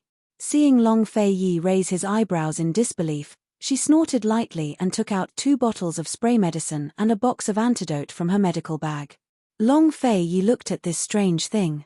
His handsome brows furrowed even tighter, and he looked puzzled. Han Yunshi laughed inwardly. It was rare to see this iceberg with this kind of expression. She had to admit that his knitted brows were so charming. This is the antidote. This is the mosquito-killing liquid. After taking the antidote, it will take effect for 2 hours. Even if you are bitten, you will be fine. It will only leave a wound. This liquid can kill those mosquitoes. Of course, if you don't mind being dirty, you can slap them to death. As Han Yunshi explained, she demonstrated it herself. With a light press, the liquid sprayed out, releasing a faint, fragrant scent. Long Fei Yi seriously listened and watched. Although this spray medicine was too unfamiliar to him, he quickly learned how to use it. Han Yunshi found for the first time that this man was the most charming when he was serious. Only, Long Fei Yi quickly recovered his expressionless face. Where did you get these things? Widow's poison is a very common poison. Of course I have a backup. Han Yunshi calmly replied. Who cared if he believed it or not? You prepared it so coincidentally. Long Fei Yi asked again. Han Yunshi handed over the antidote. Do you want it or not? Long Fei Yi finally gave up. He took the antidote and casually handed the cloak to Han Yunshi. I'm not cold anymore. There's no need. Han Yunshi returned it. But Long Fei Yi stuffed it back. This prince won't be responsible if you're disfigured. So when they just escaped, at that critical moment, he still cared about wrapping her up tightly, afraid that she would be bitten? All right, if she was disfigured, he would lose face. She was once an ugly girl and had already lost face for him for several years. Han Yunshi ignored the warmth in her heart. After taking the antidote, she wrapped the cloak tightly around herself and put on the hood, covering most of her face. She had just finished tidying herself up when Long Fei Yi's strong arms wrapped around her. Just like the previous few times, he wrapped his arms around her small waist. Although they were separated by thick clothes, Han Yunshi could clearly feel the temperature of his palms. It was very, very hot. It was unimaginable that such a cold man actually had a pair of warm hands. The poisonous mosquitoes were indeed smarter than ordinary mosquitoes. Long Fei Yi had just brought Han Yunshi down the abyss when the 4 groups of poisonous mosquitoes once again surrounded them from 4 directions. This time round, their speed was even faster than before, as though they were specially waiting for them to come down. Who knew that not only did Long Fei Yi not avoid them, instead he flew towards the black mass of poisonous mosquitoes. Han Yunshi had not expected that this fellow would play in this way. Although she had immunity and had the protection of the anti-mosquito medication, but being drowned in the black mass of mosquitoes, Han Yunshi's heart still couldn't help but beat faster. It was too scary, too disgusting. Although she had wrapped her entire head with the cloak, but she could clearly feel a large swarm of mosquitoes flying towards her and crawling all over her body. The buzzing sound made her feel so stifled that she almost couldn't breathe. She didn't even bother to use the anti-mosquito medication. But very quickly, all the stifling feeling disappeared. Long Fei Yi carried her and speedily passed through the poisonous mosquito swarm, distancing themselves from them. Han Yunshi popped her head out and took in a deep breath of fresh air. She realized that the 4 groups of poisonous mosquitoes had already merged into one and were right in front of them. As though they had discovered that they were immune, the poisonous mosquito swarm wasn't as arrogant as before. Instead, they faced off against them and didn't move forward. Mosquitoes also have self-awareness. Han Yunshi joked. However, Long Fei Yi didn't say a word as he hugged her tightly and suddenly flew towards the poisonous mosquito swarm. This time round, he didn't just simply pass through but he stopped abruptly in front of the black fog and picked up the anti-mosquito medication to spray it. With this spray, a small piece of the black fog was immediately destroyed. The poisonous mosquitoes at the back were frightened and started to retreat. Seeing this, Han Yunshi was overjoyed. She also took out the anti-mosquito medication and sprayed it at the black fog. Every time she sprayed it, a piece of the black fog would be destroyed. She didn't know if the poisonous mosquitoes were scared silly as they stopped in mid-air and didn't escape. The more Han Yunshi sprayed it, the more excited she became. She reached into her medical bag, which was actually the detoxification system, and took out a bottle of spray medicine. With one bottle in her left hand and one in her right hand, she swept it with both hands, looking very dashing. Very quickly, a large piece of the black fog disappeared and the poisonous mosquitoes fell to the ground. Finally, the poisonous mosquitoes that had been invincible all this time reacted and ran for their lives. The black fog dissipated in an instant. Han Yunxi was overjoyed and laughed loudly. Korean-style ultimate kill. Long Fei Yi tilted his head and looked down disdainfully. He stared at her as if she was his prey. Han Yunxi only felt a chill on her scalp. She subconsciously raised her head and immediately met his deep gaze. She was slightly stunned and immediately restrained her smile. Smiling at someone who didn't know how to smile was simply a waste of her mood. Long Fei Yi retracted his gaze and didn't say anything. This abyss was sealed in the shape of an inverted V. It was surrounded by barren cliffs and could be seen at a glance. There was no way to hide anyone. Therefore, the spy from northern Li country could only hide at the bottom of the abyss. Long Fei Yi brought Han Yunxi and swooped down without any obstacles. The bottom of the abyss was a barren pile of rocks and not a single blade of grass grew. They landed on the tallest rock. Long Fei Yi didn't let go of Han Yunxi from beginning to end. That pair of sharp black eyes coldly scanned the surroundings. Suddenly, a figure appeared out of thin air and landed on the rock opposite them. It was the Northern Li spy that Long Fei Yi wanted to capture. However, contrary to Han Yunxi's expectations, this spy was actually a woman. Moreover, it was a delicate woman. She wasn't tall, but her figure wasn't bad. Her curves were graceful and curvaceous. It could be said that she was the best of the best. Her facial features were delicate and beautiful, even softer than Murong Wanru's. Even if she didn't speak, she gave people a delicate feeling that she was too weak to stand up to a gust of wind. When encountering such a woman, not to mention men, even women would have an inexplicable desire to protect her. As soon as she appeared, her eyes were filled with tears as she pitifully pleaded, "Duke of Qin, this servant was wrong. This servant won't dare to do it again. Please spare this servant this time. Duke of Qin, please spare this servant. This servant will do whatever you want." Unfortunately, Long Fei Yi had never been a person who had tender feelings for the fairer sex. He didn't even waste words as he let go of Han Yunxi and drew his sword. Seeing that her pleas were useless, the female spy immediately turned hostile. Her malicious gaze swept past Han Yunxi as she immediately drew her sword and prepared to defend herself. Just as she was about to draw her sword, Han Yunxi whispered, "Be careful, her sword is poisoned." Long Fei Yi knew that he wouldn't suffer a second time after suffering once. If he had known earlier that this woman could use poison, he wouldn't have been careless and injured last time. "Long Fei Yi, I'm very surprised that you were able to come down, but I guarantee that you won't be able to go back up again." As the female spy spoke, she didn't attack but turned to flee. Long Fei Yi raised his sword and chased after her. His speed was as fast as lightning, and he landed in front of the female spy in a moment. He was still that taciturn and didn't say a single word. He raised his sword and attacked. However, at this moment, the female spy suddenly dodged and blew an incomparably sharp whistle that resounded through the entire valley. Chapter 48. There was a long whistle. Suddenly, clouds of black fog appeared from all directions, covering the skies and covering the earth. It was as if they wanted to cover the entire sky. A poisonous mosquito swarm. She didn't expect there to be so many of them, and they all obeyed this woman. Han Yunxi was alarmed. She could actually control poisonous mosquitoes. No wonder this woman could hurt Long Fei Yi. She had some skills. The woman whistled again. Suddenly, all of the black fog surged towards Han Yunxi like a huge wave.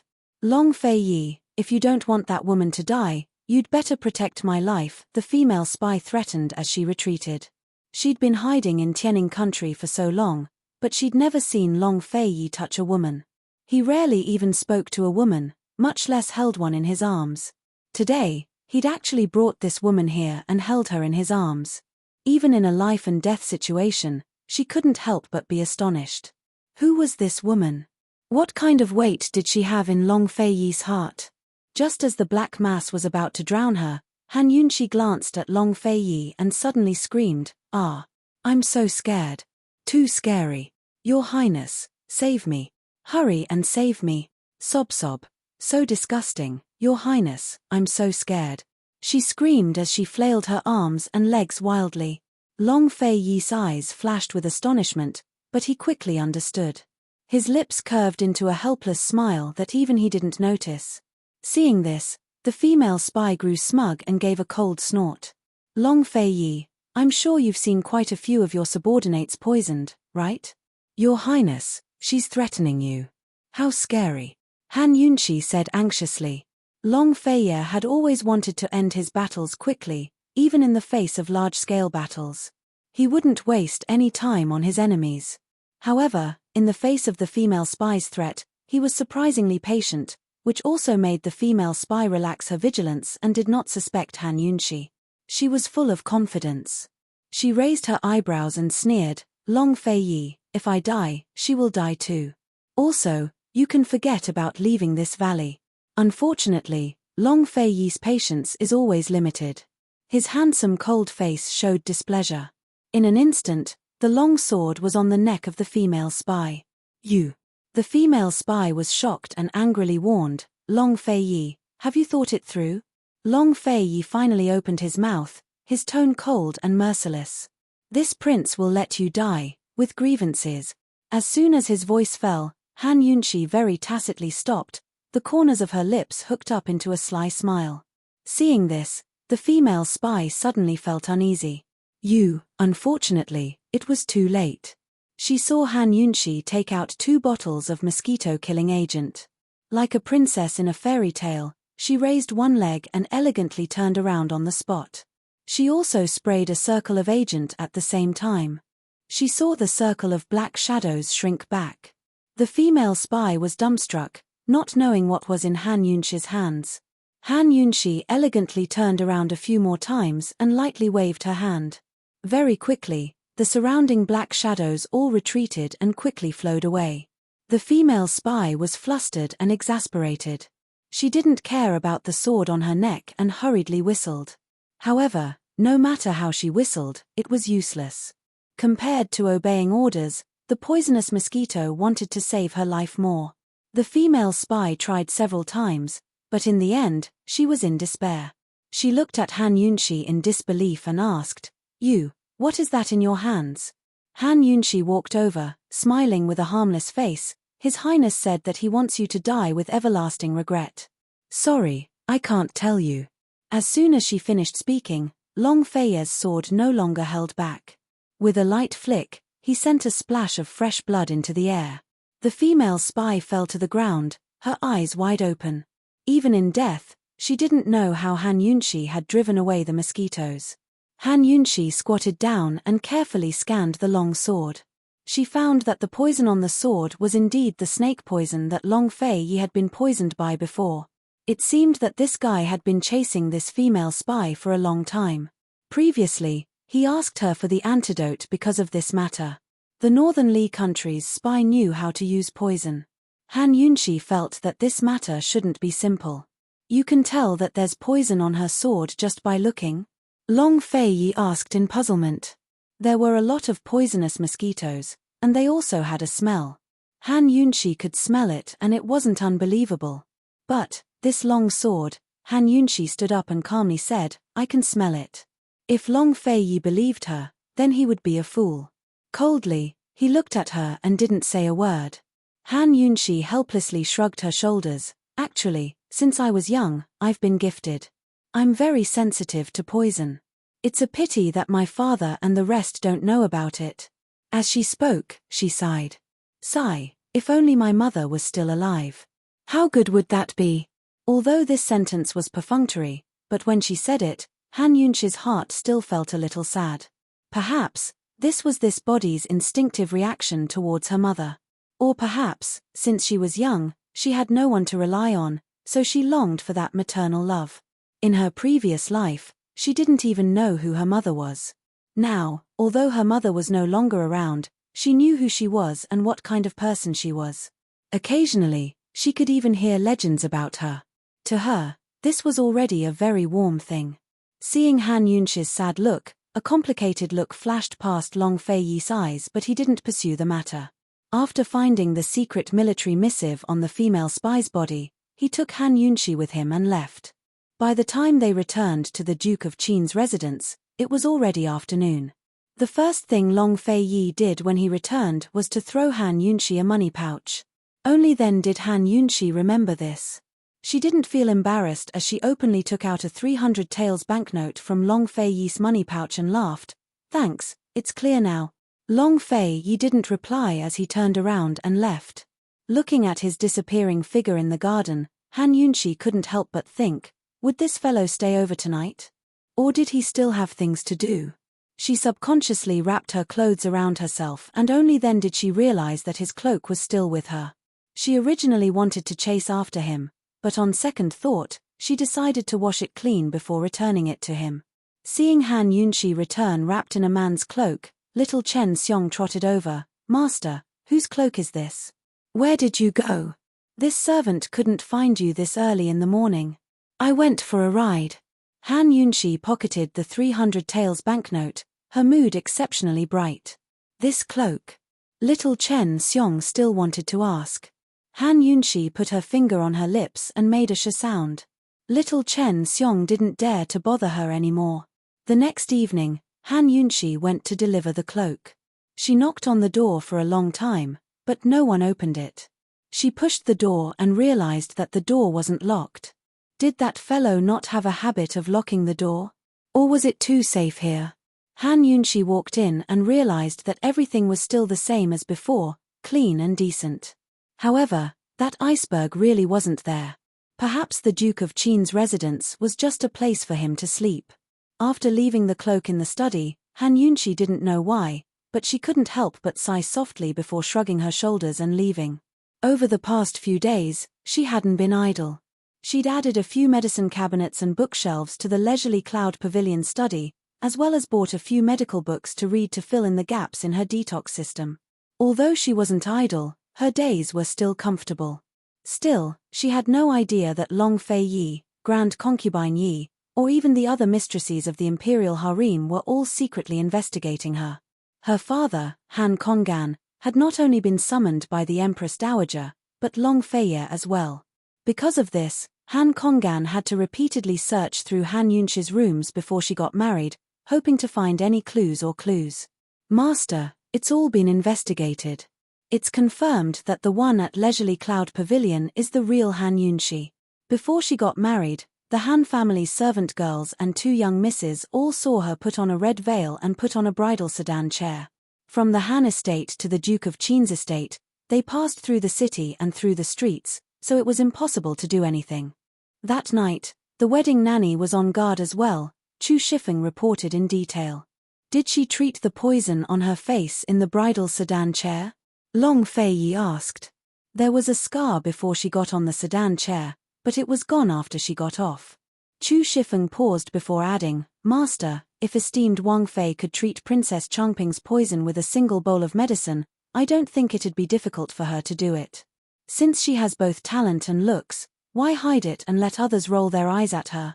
Long Fei Yi asked again. Actually, he had no interest in Han Yunxi in the past. No matter what kind of person she was, whether she was beautiful or not, this woman had been forced on him by the Empress Dowager and Emperor. She'd never enter his eyes. He was even planning to chase her out of the hibiscus courtyard on their wedding night and send her to a side palace in the suburbs to be put under house arrest forever. But Han Yunxi had saved him on their wedding night. Afterwards, she displayed medical skills and her way of handling matters, giving him surprise after surprise. "Your Highness, it's better to be a fool than to be clever. As this subordinate sees it, if esteemed Wang Fei had revealed her talent and looks, she might not have been able to marry you," Chu Shifeng said with a smile.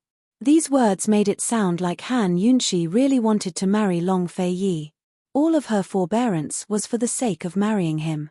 At least, that was what Long Fei Yi heard. Long Fei Yi looked over expressionlessly, but Chu Shifeng wasn't afraid of death. He actually said, "Master, as this subordinate sees it, esteemed Wang Fei likes you." This subordinate, but before he could finish, Long Fei Yi's cold gaze darkened. Chu Shifeng shuddered and tactfully shut his mouth. The ignorant Han Yunshi was living very comfortably, but good days were always short-lived. Just when she thought that Grand Concubine Yi would be quiet for a while because of Princess Changping, an unexpected problem came knocking on her door. It made it impossible for Grand Concubine Yi to have peace. "Master, someone's come to ask for medical treatment again. They can't enter our estate, so they're waiting outside."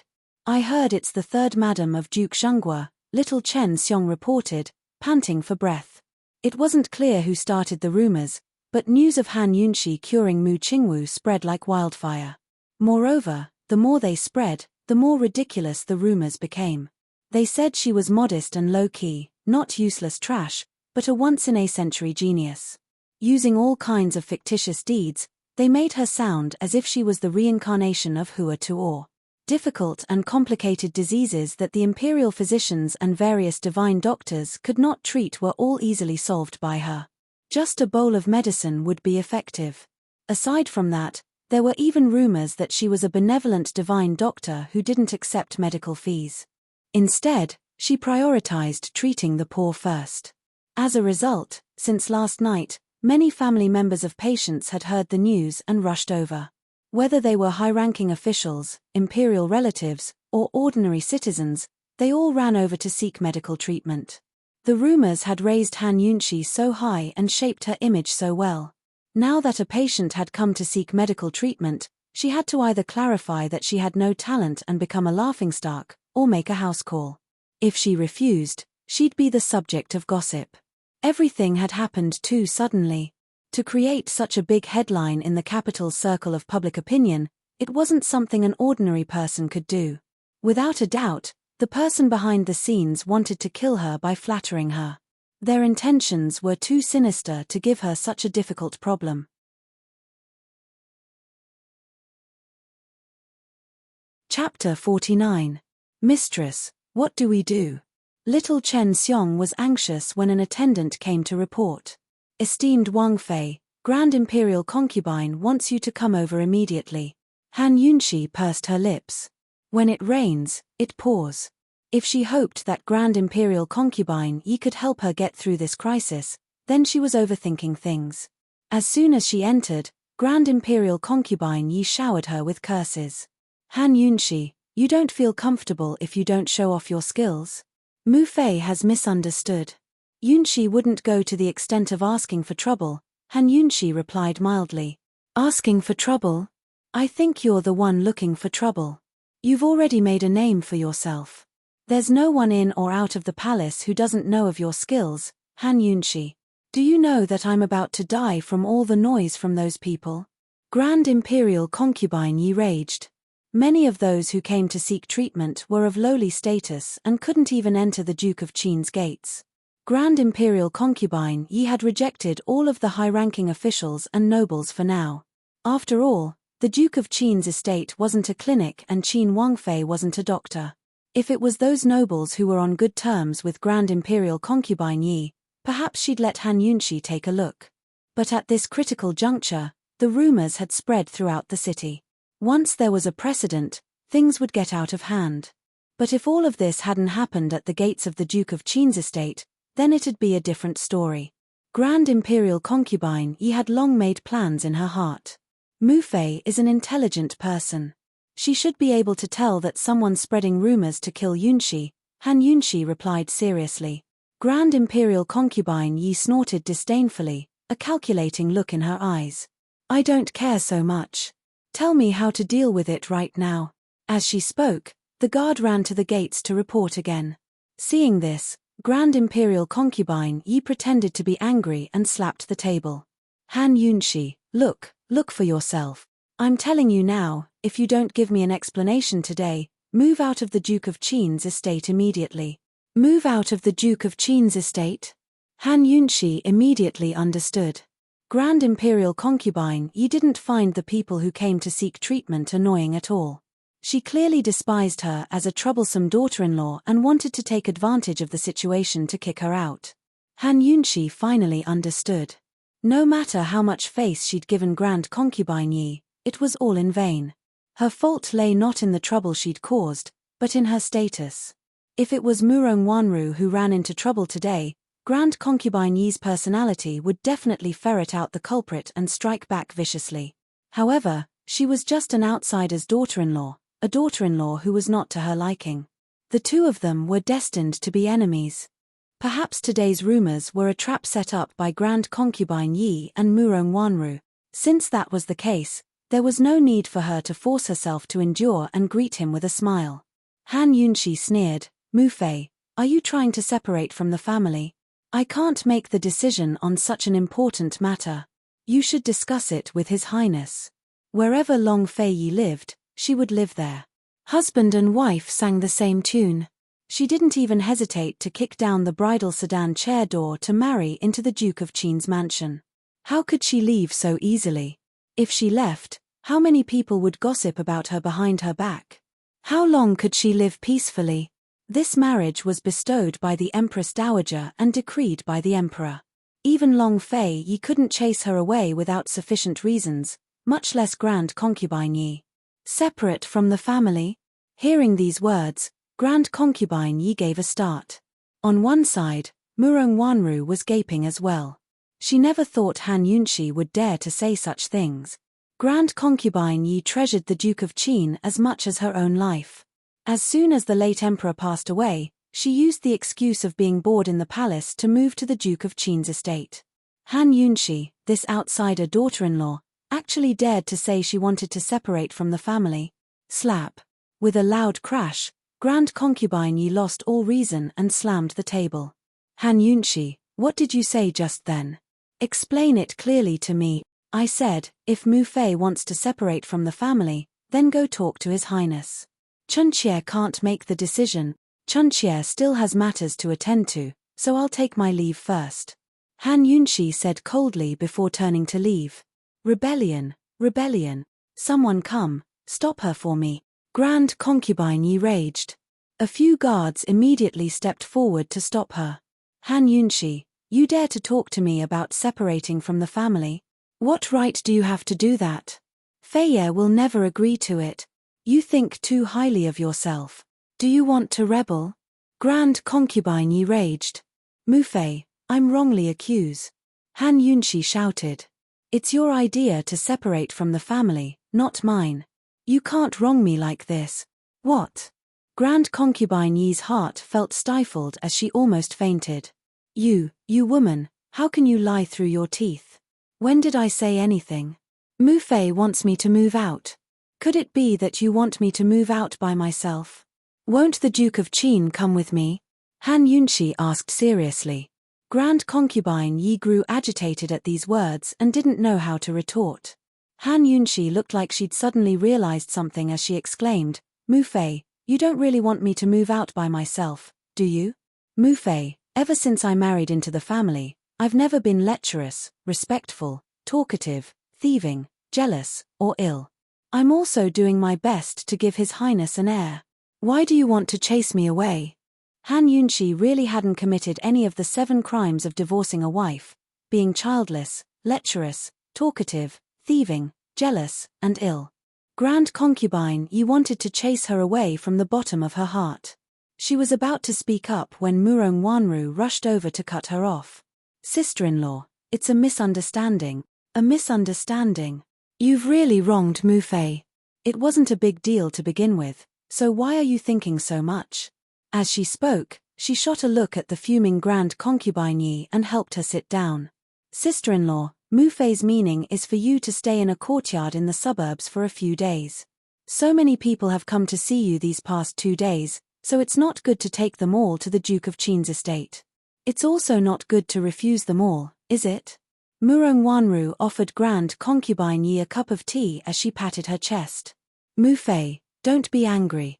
How can sister-in-law set her heart at ease if you hurt your body? Sister-in-law has misunderstood your intentions. I'll talk to sister-in-law. She'll understand and agree for sure. Grand Concubine Yi nodded.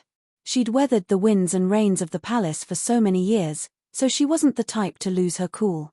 She'd already discussed this with Wanru to trick Han Yunshi into moving to another courtyard. Once she moved out, it'd be difficult to get her back. Still, Han Yunqi's mention of splitting up the family was enough to make her lose all reason. Fei Ye was her only source of pride and support. He was her only hope for the rest of her life. No matter who it was, they shouldn't even think of kidnapping her son away. Han Yunqi looked at Murong Wanru with a cold smile in her heart. She had to praise this white lotus for being good with words. After pacifying Grand Concubine Yi, Murong Wanru pulled Han Yunqi to sit down on one side. Han Yunqi sat down as well. She only wanted to scare Grand Concubine Yi a little, but she didn't really want to have a falling out with her. Arguing with the old and young was the stupidest thing to do. Even if you were reasonable and the other party was purposely making things difficult for you, in the end, they'd label you as unfilial and impolite. It'd all be your fault. Murong Wanru was patient enough to give Han Yunqi a cup of tea as well. Sister-in-law, calm down, calm down. Mu Fei's meaning is for you to stay in another courtyard for a few days first. You can treat patients while thinking of a countermeasure. I won't let you stay here forever as a doctor. What do you mean by separating the family? No wonder Mu Fei's angry. Even if Big Brother heard it, he'd get mad at you too. In the end, it became Han Yunqi's fault. Murong by Lianhua was really something. At this rate, was she supposed to apologize to Grand Concubine Yi and accept their arrangements to stay in another courtyard? Murong Wanru had good methods, but Han Yunqi wasn't so easy to fool around with. She avoided the argument and got straight to the point. I saved the young general and princess because I just happened to know how to treat the poison in their bodies. I can't afford to wear the hat of a saintly and benevolent heart. I'll go clarify things right now. Han Yunqi rose to leave as she spoke. If someone cursed her as a good-for-nothing to her face, she'd definitely retort. But there was no need for her to let the world know she was a genius for no reason. Even the heavens were jealous of heroic talents, to say nothing of the masses. So be it. She didn't want to climb that high. Grand Concubine Yi grew anxious again and raged. Stop right there. Aren't you just going to make a fool of yourself? Mu Fei, you couldn't have misunderstood as well, right? I'm not a doctor, so I don't know how to treat illnesses. I only dabble in detoxification, that's all. If you force me to treat someone and they die, wouldn't that be even more shameful? Han Yunqi said seriously. Both Grand Concubine Yi and Murong Wanru were left speechless. Murong Wanru's eyes flashed with sinister hatred. She was the one who'd spread the rumors. First, she could use this chance to chase Han Yunqi out of the Duke of Qin's estate. Second, she could tamper with Han Yunqi's patients and pin the crime of causing someone's death. It was a plot to kill two birds with one stone, but Han Yunqi had broken through it with a few words. Murong Wanru couldn't accept it. She put on a helpless expression and gave a long sigh. Sister-in-law, medicine and poison aren't separated. You're too modest. With the rumors spreading like wildfire, if you go clarify things, people might think you're aloof and virtuous. There are still some nobles out there. With Big Brother here, we don't have to worry about offending them. It's just that. Murong Wanru trailed off as she trailed off. It's just what? Grand Concubine Yi asked seriously. Murong Wanru glanced at Han Yunqi helplessly. It's just that sister-in-law still represents Big Brother. If you disappoint the people, I'm afraid it'll affect Big Brother's position in their hearts. That's the most important thing. Long Fei Yi held a high position and power. Even the emperor had to yield to him, not only because of the power he held, but also because of the prestige he'd held in the hearts of Tianning citizens. Murong Wanru's words had hit the nail on the head. Still, Han Yunqi was amused. Even if Murong Wanru hadn't brought up Long Fei Yi, she would have. It was best to push this kind of trouble onto Long Fei Yi. She said, Wanru's words are very true. I don't dare to make a decision on my own, either. It's better to discuss things with His Highness before making a decision. Grand Concubine Yi had already given up hope that she couldn't force Han Yunqi to move out. Now that she mentioned Long Fei Yi, she grew cautious. She didn't want to go for wool and come home shorn, which would affect her son's reputation. Someone go to the hibiscus courtyard and tell the Duke of Qin to hurry back. Just say I have urgent matters, Grand Concubine Yi ordered. Seeing this, Murong Wanru took a deep breath. She knew she'd lost thoroughly. Chapter 50. Han Yunxi assumed that Long Feiye wouldn't return so soon, but he didn't leave the house at all. He was still in the hibiscus courtyard, and as soon as a servant went to report his arrival, Long Feiye arrived. As soon as that tall and proud figure appeared in the doorway, both Murong Wanru and the other servant girls flushed red. They were both nervous and excited, their hearts pounding wildly. They wanted to steal a glance at him, but didn't dare. He was dressed in loose white robes, his ink-black hair tied up with an ink-black jade hairpin. He looked like an emotionless immortal from the 9 heavens, handsome and extraordinary, aloof and otherworldly. Even Grand Concubine Yi couldn't take her eyes off him. Having a son like this was the happiest thing in her life. But Han Yunxi only silently rolled her eyes. This fellow's attire made it obvious that he lived at home. Even as the true head of the house, he was still able to keep his composure despite such a big incident. She couldn't help but admire him. Grand Concubine Yi happily pulled Long Feiye to sit on the couch and told him the story with embellishments. She made it sound like Han Yunxi was the one who'd provoked them. Han Yunxi looked down and thought to herself, Long Feiye, if you don't take care of this, I won't make house calls next time even if it's 3,000 taels. But she'd hardly thought this when Long Feiye tossed her a cold question. Han Yunxi, how do you think we should handle this? Chunqie is slow-witted. May your highness make the decision. Han Yunxi was very humble. If you're slow-witted, then think it over carefully, Long Feiye said next. Han Yunxi steeled her heart and said, as Chunqie sees it, a clarification is necessary. The key is how and who will do it. Grand Concubine Yi and Murong Wanru didn't take her words to heart, but Long Feiye nodded and indicated for her to continue. Seeing this, both mother and daughter looked over in disbelief.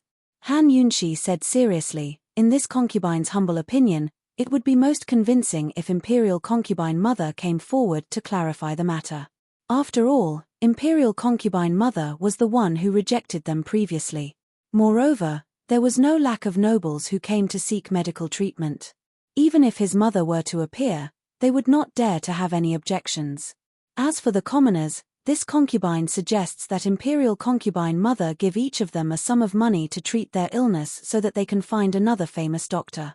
Firstly, it will show Imperial Concubine Mother's benevolence, and secondly, it will not give people a reason to gossip. She actually wanted Grand Concubine Yi to solve the problem herself. Murong Wanru covered her mouth in disbelief. She thought, Han Yunxi, you're indulging in the wildest fantasies. Just wait to be humiliated. I'm showing myself. Grand Concubine Yi was a little unhappy. Han Yunxi added, Mu Fei, you're the most suitable person to represent His Highness. As she spoke, she looked at Long Feiye. Your Highness, don't you agree? This guy was supposed to be her backer, but Han Yunxi was forcing him to open his mouth. Long Feiye's eyes flashed with unnoticed admiration before he nodded openly. Millimeter. Although Grand Concubine Yi doted on her son, he had never been close to her. Now that he was older, they were even less close. Especially in the past few years, it was rare for them to have a proper conversation and eat a meal together. Seeing her son nod, Grand Concubine Yi felt as sweet as honey in her heart. She didn't bother arguing with Han Yunxi anymore. All right. Someone come, prepare the silver. I'll go take care of things right now. Grand Concubine Yi was about to leave when she turned back. Feiye, just eat dinner at my place. It's been a long time since you ate with Mu Fei. She didn't wait for Long Feiye to reply, but quickly ordered Murong Wanru to take care of things. Murong Wanru wanted to stay a bit longer, but had no choice but to leave unwillingly. After everyone left, only Long Feiye and Han Yunxi were left in the guest hall. Han Yunxi silently exhaled in relief. This calamity had finally passed. The person who spread the rumors better not let her find out, or else don't blame her poison doctor for turning into a poison hand. She stole a glance at Long Feiye. Whether it was using this guy's name to intimidate others, or inviting him out in person, it was all very useful. While Han Yunxi was laughing up her sleeve, Long Feiye said mildly, "You've improved, Millimeter, what?" Han Yunxi didn't hear him clearly. Unfortunately, Long Fei Yi wasn't planning to say it a second time. He stood up and walked towards the door, his back cold and lonely. Han Yunxi felt like he was right in front of her eyes, but also far away on the horizon. She chased after him and stood by the door, shouting, "Hey, I sent that cloak to your study. Did you see it?" Han Yunxi assumed that this guy would ignore her, but he actually turned around and nodded his head. Han Yunxi gave a start before saying, "Oh." She didn't know why, but she suddenly broke into a silly smile. A moment later, Long Fei Yi was long gone before Han Yunxi realized that something was off. Didn't Grand Concubine Yi want him to stay for dinner? He actually left without a word. Han Yunxi coughed lightly a few times. Seeing that no one was around, she hastily slipped out the door. Grand Concubine Yi hadn't asked her to stay, so what was she waiting for now that Long Fei Yi was gone? Letting Grand Concubine Yi stand her up was purely Long Fei Yi's business. By the time Han Yunxi slipped back to the hibiscus courtyard, the lights in Long Fei Yi's quarters were already on. That meant he was inside. Would this guy be spending the night in his quarters tonight? How many days had he been back? Where did he spend his nights outside? How did he do it? Han Yunxi thought of a bunch of questions before realizing that she was bored. Why was she so curious about these things? He had his territory, she had her leisurely cloud pavilion. Well, water didn't interfere with river water. She shrugged her shoulders and turned to head for the leisurely cloud pavilion. Chen Xiong had already prepared a fragrant meal for her. As soon as she reached the door, Han Yunxi could smell the blissful scent of food. But she'd hardly stepped through the doors when an attendant reported from behind her. "Esteemed Wang Fei, Grand Concubine Yi wants you to come over immediately." Han Yunxi exhaled and asked coldly, "What's the matter?" This subordinate isn't clear. Grand Concubine Yi has also summoned His Highness. "I don't think it's a small matter," the attendant replied honestly. Han Yunxi didn't think much of it. What could Grand Concubine Yi possibly want? She didn't even need to mention the trouble at the door. Grand Concubine Yi had the intelligence and wisdom to deal with it herself. Even Long Fei Yi had been summoned. It looked like it had to be a matter of letting Grand Concubine Yi stand her up. "Millimeter, right away," Han Yunxi said mildly. As soon as the attendant left, she continued through the doors. She wanted to eat a few mouthfuls to fill her stomach before going over. She'd definitely go hungry at a family banquet. Han Yunxi had arrived late, but things had gone completely beyond her expectations. Long Fei Yi had arrived long ago, but there was an extra person in Grand Concubine Yi's guest hall, Tianing Country's Emperor Tianhui's personal eunuch, Eunuch Shui. Everyone looked towards Han Yunxi as soon as they entered, making the already restless Han Yunxi even more nervous. The eunuch by the emperor's side came to visit. No matter what it was related to the emperor. Seeing Grand Concubine Yi and Long Fei Yi's expressions, Han Yunxi's heart grew uneasy. Nothing good could come of this. This servant, Shui Gui Ping, pays respects to esteemed Wang Fei. Eunuch Shui's face was all smiles as he spoke in a strange tone. Eunuch Shui must take offense. "You may rise," Han Yunxi said politely. Eunuch Shui wasn't any ordinary servant. "Eunuch Shui, have a seat," Grand Concubine Yi said. Since Grand Concubine Yi had spoken, Eunuch Shui didn't stand on ceremony and sat down on one side. Seeing this, Han Yunxi found a seat by Long Fei Yi's side and sat down as well. "Yunxi, explain to Eunuch Shui yourself. You don't have any medical skills, only detoxification. Otherwise, Eunuch Shui won't be able to report back," Grand Concubine Yi said calmly. At these words, Han Yunxi's heart almost stopped. This, could it be that the emperor heard the rumors and wanted to find her to treat his illness as well? Though her heart was flustered, Han Yunxi remained calm on the surface. "Eunuch Shui, what's going on?" To reply, esteemed Wang Fei, the emperor heard that your medical skills are exceptional and can treat illnesses that imperial physician Ji Yu and divine Dr. Han couldn't. That's why he had this old servant invite you into the palace to take His Highness Crown Prince's pulse, Eunuch Shui said politely. Han Yunxi's mouth twitched. Take his pulse, these 3 words were said so lightly. The Crown Prince was the Empress and Empress Dowager's treasure. He was the heir apparent that the Emperor had raised with his own hands, but 7 years ago he'd contracted a strange illness. Han Kongan had volunteered to treat him, but after 7 years of treatment, he still hadn't been able to diagnose the cause. Han Kongan had spent a great deal of effort and owed many favors, seeking out many directors of the medical academy for consultation, but none of them had been able to cure him. There were plenty of incurable illnesses in the world, but Han Kongan had taken the crown prince's pulse as one of pregnancy. How could a grown man have a pulse of pregnancy? Everyone thought it was a misdiagnosis, but the directors of the medical academy all agreed that it was a pulse of pregnancy. This made the Empress Dowager furious. Because of this, she bore a grudge against the Han family.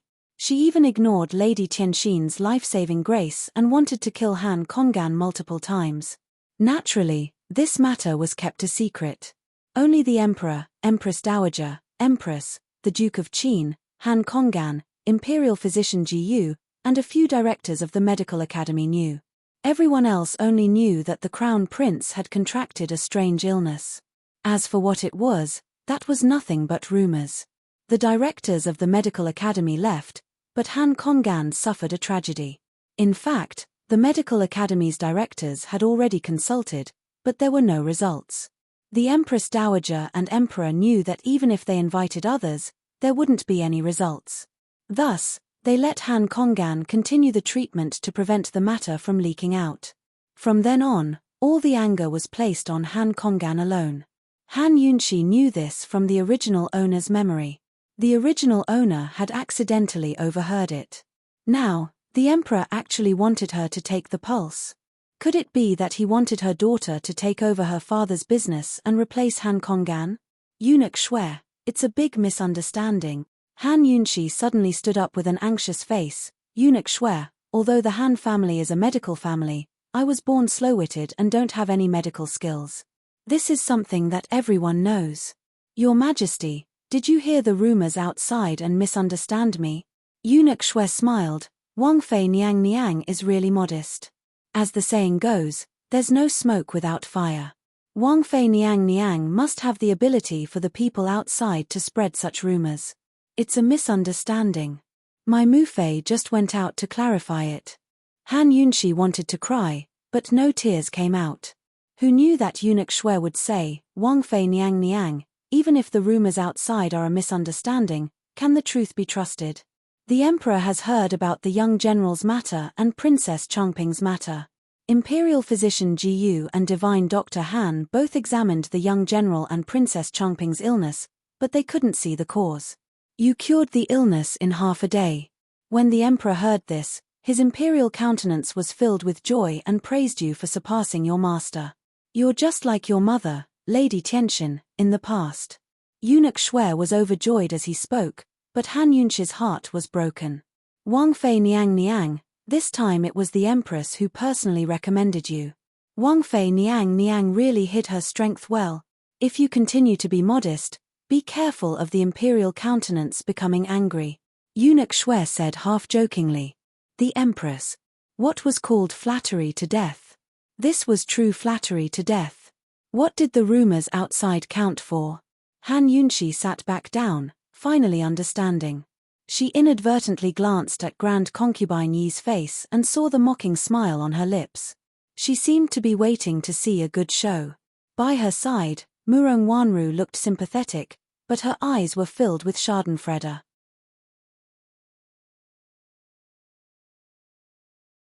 Chapter 51. Grand Concubine Yi and Murong Wanru were both eager for Han Yunshi to disappoint the emperor and be severely punished. It'd be best if she was crippled so she never came back. Murong Wanru, in particular, was the one who'd spread the rumors this time. Her original plan was to chase Han Yunshi out of the Duke of Qin's estate, but it ended up alarming the emperor instead. It was best if the emperor came to deal with this woman. The emperor had forced Long Fei Yi to marry her, so he personally crippled her. What could be more satisfying than that? Han Yunshi couldn't help but glance towards Long Fei Yi, only to see him as lofty and aloof as ever. His expression was cold and distant, making him seem frighteningly unfamiliar. In his heart, he was probably rejoicing in her misfortune as well. He'd love to get rid of her official consort title as well. Esteemed Wang Fei, It's too late today. His Majesty had this servant come to say hello and have you rest well. Tomorrow morning, this servant will come to pick you up. Eunuch Shwe stood up as he spoke. Grand concubine Yi hastened to follow suit. Eunuch Shwe, it's rare for you to come back. Have a meal before you leave. Many thanks for esteemed Wang Fei's good intentions, but this old servant still has to return to report. Esteemed Wang Fei, Your Highness Duke of Qin, farewell. Eunuch Shwe didn't forget to remind Han Yunshi, esteemed Wang Fei, don't delay tomorrow morning. His Majesty wants to see you after morning court. I'll remember. Take care, Eunuch Shwe. Han Yunshi was natural and unrestrained, a smile on her face. But her heart was cold. A man with a pregnancy pulse? Leaving aside the ancient times, this was a strange story even in modern times. She might even be able to treat serious illnesses, to say nothing of a strange ailment. Han Yunshi could ignore the rumors outside, but she couldn't ignore the emperor's expectations. Judging from Eunuch Shwe's words, Emperor Tianhui had high hopes for her medical skills. If she refused, she'd be giving him no face. But if she didn't refuse and couldn't treat him, then the emperor's mood would dictate the outcome.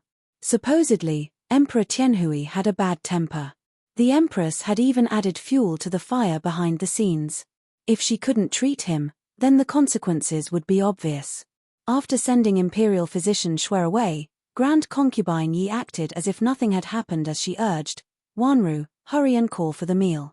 Your big brother must be hungry. She was in a good mood as she glanced at Han Yunshi. It was rare for her to be so good-natured. Yunshi, you should eat at Mufei's place too. Once you're full, go back and sleep. You mustn't wake up late tomorrow morning. Although Han Yunshi's heart had turned cold, she still smiled and nodded. Grand Concubine Yi and Murong Wanru wanted to laugh at her, right? She wouldn't let them. At the table, Grand Concubine Yi and Murong Wanru were both attentive. They kept giving Long Fei Yi food and soup, but Long Fei Yi didn't eat much. He didn't say a word from beginning to end. Han Yunshi, who was completely ignored, lowered her eyes and focused on eating and drinking soup. Forget it. Whether it's a blessing or a curse, I can't avoid it. I'll just play it by ear tomorrow. Han Yunshi ate and drank well. She thought she'd be able to sleep well, too, but she tossed and turned all night. She simply got up and wrapped herself in a blanket to lean against the window and stare blankly. But by chance, she discovered that the lights in Long Fei Yi's quarters were still on. It's so late, but that guy's still awake. Why can't he sleep? She didn't know why, but his words suddenly popped up in her head. With your lordship here, I won't allow you to be afraid. In a flash, Han Yunshi had an impulse to run over and ask him if he could accompany her one more time like last time when she went to the palace to pay her respects. But when she recalled his icy silence, her bright eyes dimmed. Forget it. Taking a deep breath, Han Yunshi shut the window and told herself that it's no big deal. Don't be afraid. Even though she didn't sleep all night, Han Yunshi still got up very early the next morning. She had little Chen Xiong dress her up meticulously, making her look especially spirited. Since it was something she couldn't avoid, then she'd face it head-on. Han Yunshi told herself that she had to not only do it bravely, but work hard to do it well. Eunuch Shwe came to welcome her, as did Grand Concubine Yi and Murong Wanru. On one hand, they were giving Eunuch Shwe face. On the other hand, they were here to see her make a fool of herself. Seeing them smile at her, Han Yunshi looked even prettier. She was the type of person who wouldn't shed a tear even if she saw a coffin, so how could they laugh at her? Before boarding the carriage, Han Yunshi glanced back, but didn't see any sign of Long Fei Yi. By the time she left the hibiscus courtyard, the lights in his quarters had long been extinguished and the doors shut. He was still asleep, so he wouldn't come. By the time they reached the palace, Emperor Tianhui had already left court and was waiting in the imperial study. The long corridor leading to the study was more serene than any other place in the palace. Before long, one could see court ladies and eunuchs standing on either side of the corridor, unmoving like statues. Amidst the silence, Han Yunshi and Eunuch Shwe's footsteps were especially obvious. Esteemed Wang Fei, walk faster. His Majesty hates waiting for people, Eunuch Shwe urged in a low voice. Even in the corridor, He spoke very carefully. Such a solemn atmosphere made the already apprehensive Han Yunshi even more nervous. From what she understood, Emperor Tianhui could be considered half a tyrant with a violent temper. When he killed someone, he didn't even crease an eyebrow. Soon enough, they arrived at the imperial study. Eunuch Shui stopped outside the door and murmured, "Esteemed Wang Fei, you can go in by yourself." Even Eunuch Shui didn't have the right to know about the crown prince's affairs, so he was very self-aware. Before Han Yunshi could react, he raised his voice and shouted, reporting, "Qin Wang Fei has arrived." At these words, Han Yunshi had no choice but to hurry inside. This was her first time here, so she only felt that the atmosphere was frighteningly solemn. She didn't know any etiquette, nor did she know where to go, so she simply walked straight ahead. But this place was damned silent, many times quieter than outside. It made her feel like her footsteps were guilty. Finally, Han Yunshi saw a large curtain of beads in front of her. She could faintly make out a person standing by a desk inside. Was Emperor Tianhui there? Han Yunshi's heart skipped a beat. She clenched her fists before walking in with her head bowed. She carefully lifted a corner of the bead curtain, only to be met with a gaze as sharp as an eagle's. Instantly, Han Yunshi felt murderous intent rising from all sides. "You're Qin Wang Fei, Han Yunshi?" Emperor Tianhui's voice was cold. He was in his 40s and had a goatee. His face was as cold as the king of hell, imposing without being angry. Unlike Long Fei Yi's coldness, which was cold and detached, Long Fei Yi's coldness was aloof, emotionless, and lofty. Emperor Tianhui's coldness was stern and fiendish. Han Yunshi might have been nervous, but she was still able to keep her composure. She gracefully bowed in greeting. "To reply, Your Majesty, Chunxie is Qin Wang Fei, Han Yunshi." But Emperor Tianhui suddenly said sternly, "Who allowed you to come in so casually? Who allowed you to come in?" At these words, Han Yunshi froze in place. She was a transmigrator who only knew basic etiquette. How could she know the many rules of the imperial study? Moreover, hadn't Eunuch Shui just announced her arrival and told her to come in? Han Yunshi bowed, unable to figure out where she'd gone wrong. For a moment, she didn't know whether to answer or stay silent. Although she was designated as Qin Wang Fei, in the emperor's eyes, Han Yunshi was nothing more than a lowly commoner. Just as Han Yunshi was feeling awkward, a familiar voice spoke up from the side. "Imperial brother, she's an uneducated woman to begin with. There's no need to bicker with her. Proper business is more important." The deep voice carried its own magnetism, cold enough to make one shiver. Although it was full of ridicule, Han Yunshi felt an inexplicable warmth in her ears. "It's him, Long Fei Yi." She unconsciously raised her head and looked towards the source of the voice, only to see Long Fei Yi dressed in brocade palace robes.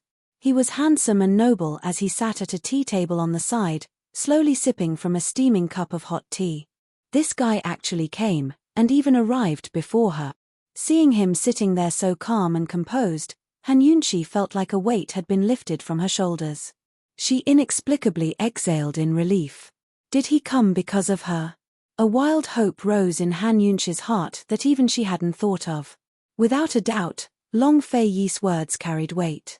Emperor Tianhui looked over without a word, but waved a hand to indicate that Han Yunshi should rise. It was a long time later that Han Yunshi found out that even the empress had to bow outside the beaded curtains when she came to the imperial study. She could only enter the inner chambers with the emperor's permission. "Thank you, Your Majesty." Han Yunshi rose to her feet, sneaking a grateful glance towards Long Fei Yi. Unfortunately, Long Fei Yi didn't look at her. Although she was his younger sister-in-law, there was still a difference between monarch and subject. Moreover, she couldn't enter the emperor's eyes at all. Long Fei Yi could sit, but Han Yunshi could only stand. Zhen heard the empress say that Mu Qingwu was in a coma and Changping had moss. All the doctors were helpless, but you cured them with a single prescription. Emperor Tianhui got straight to the point, looking disdainfully at Han Yunshi from above. He didn't see her as his younger sister-in-law at all. "To reply, Your Majesty, there really is such a thing.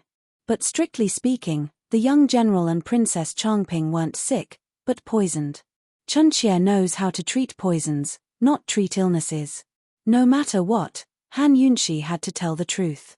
She could try to see the crown prince, but she had to be honest before that. But the emperor only said, "Medicine and poison are one family. Jean heard your mother say in the past that all illnesses are caused by poisons. Do you understand this logic?" Cough, cough. Han Yunshi almost choked on her own saliva. She wasn't sure if Lady Tianxin had said those words, but she had to admit that they were too far-fetched. If one looked at it from the perspective of Western medicine, all the lesions were really caused by the virus.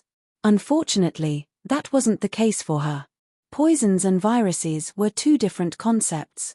She could mostly treat poisons that existed naturally in plants and animals, as well as man-made poisons. Leaving that aside, Emperor Tianhui's words put Han Yunshi in a difficult position. She couldn't deny her mother's words, but she couldn't explain it enough for Emperor Tianhui to understand the subtleties. Han Yunshi thought it over before replying modestly, "Medicine and poisons are one family. That's the highest realm for both doctors and poisons. Yunshi has only learned the superficial knowledge of mother's skills." Hihi, no wonder the empress said you were modest. Even your father and Jiyu Beiyu couldn't treat illnesses, yet you treated them as easily as turning over your hand. If this counts as superficial knowledge, then wouldn't your father and Jiyu Beiyu be good-for-nothings? Emperor Tianhui asked sternly. To reply, Your Majesty, Divine Doctor Han Yunshi and Imperial Physician Jiyu know how to treat illnesses, while Yunshi knows how to treat poisons. These are two different matters that can't be compared, Han Yunshi explained as before. Who knew that the emperor was impatient and unhappily said, "Qin Wangfei, Zhen summoned you here to treat an illness, not to be modest. Zhen still hopes that you can cure the crown prince with a bowl of medicine. Are you going to keep hiding your skills?"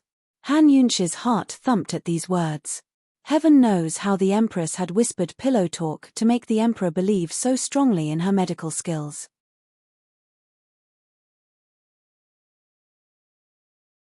Chapter 52.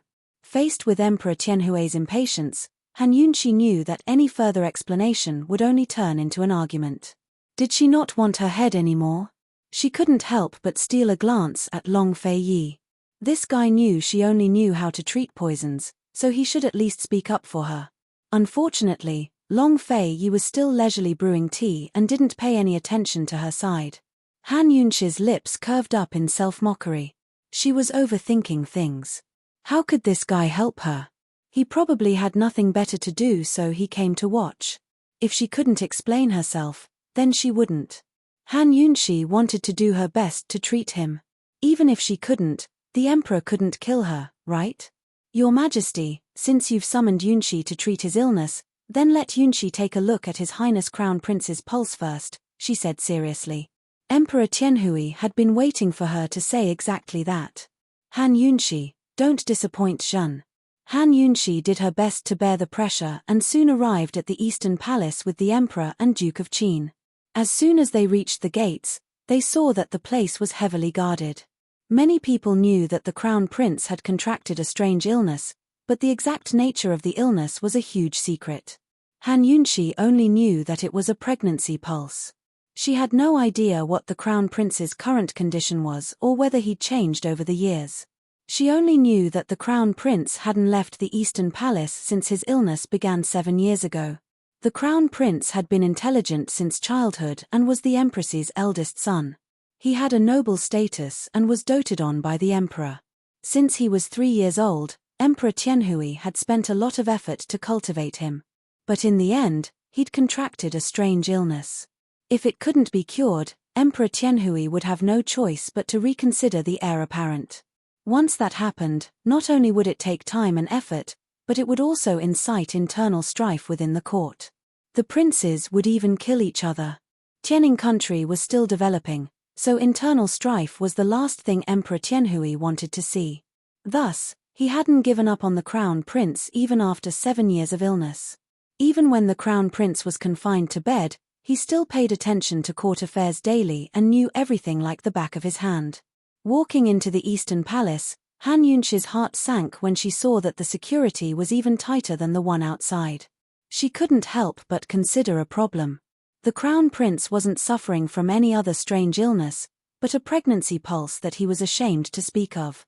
In a way, this was a disgrace to Tianning's imperial clan. It could even be seen as a sign of disaster. Once the emperor finally gave up on the crown prince, would anyone who knew about the crown prince's strange illness still be alive? Han Konggan, Jiyu Beiyu, and her, who was about to meet the crown prince. Although she was Qin Wangfei, the emperor's attitude just now clearly showed that he didn't treat her as a member of the imperial family. The entire journey was silent. When they arrived at the bedchamber, they saw that the Empress Dowager and the Empress had already arrived. However, Han Konggan and Jiyu Beiyu did not come. Han Yunshi originally thought that they would also come. It looked like Emperor Tianhui had long decided to let her pick the Great Liang. Through the beaded curtain, she could vaguely see that the bed in the inner room was covered by a gauze curtain. The crown prince should be lying on the bed. At this distance, the detox system would warn her if there was any poison.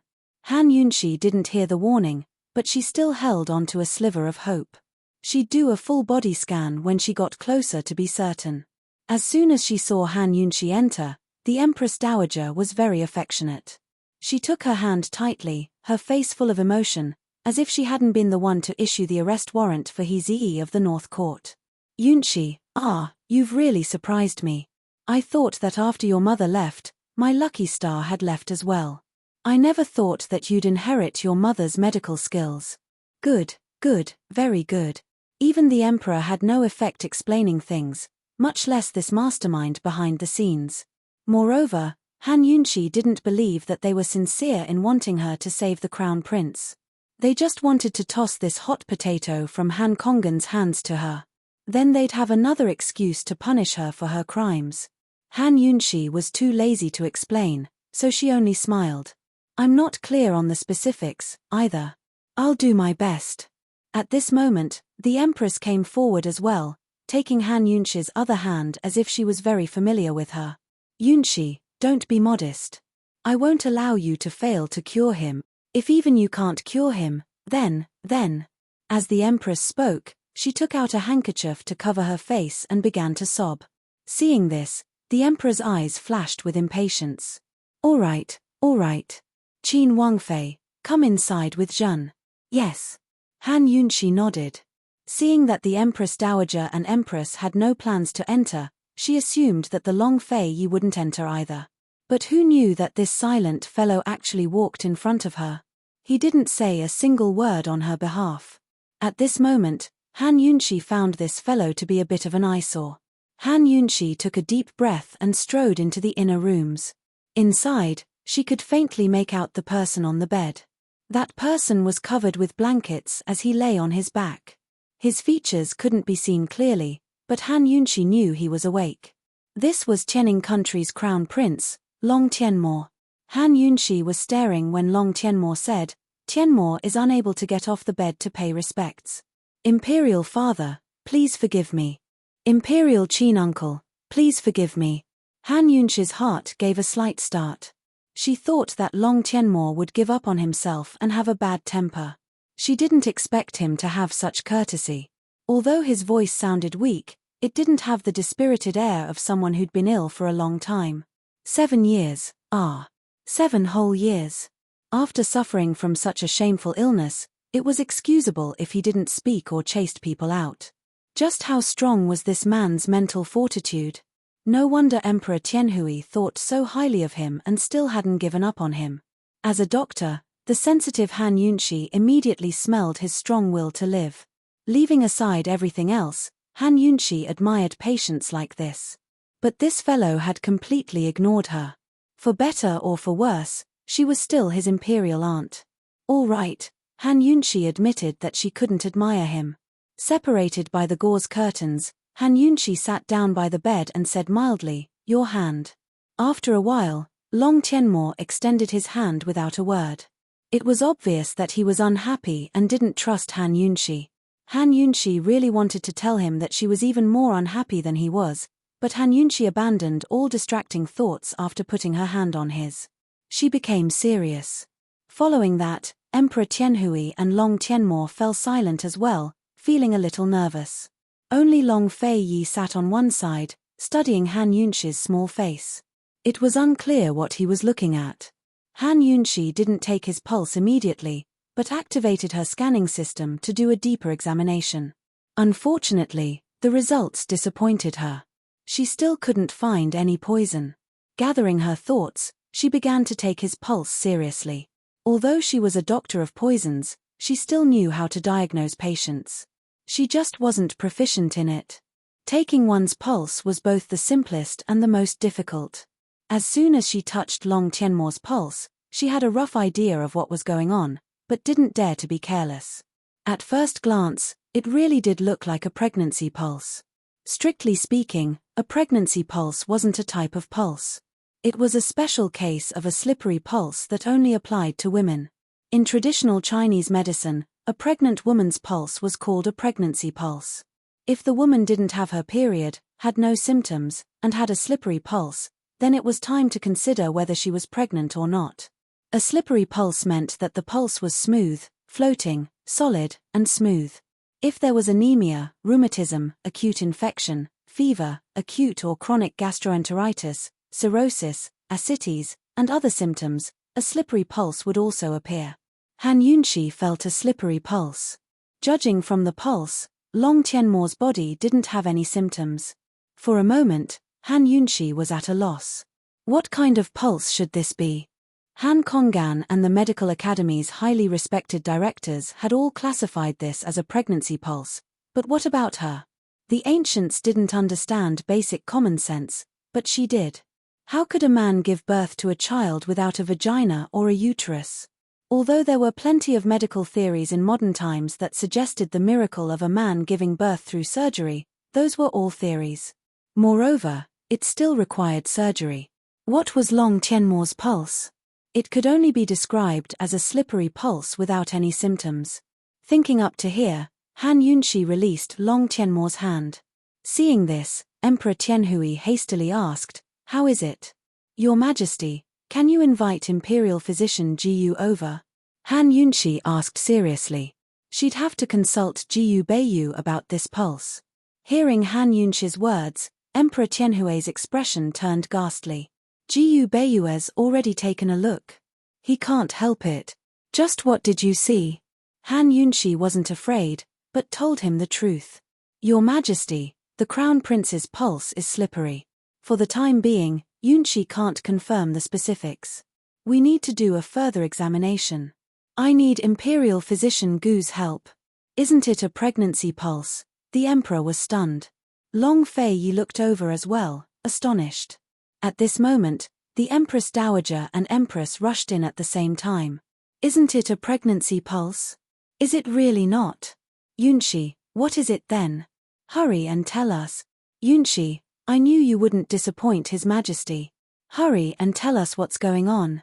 The Empress Dowager and Empress were both moved.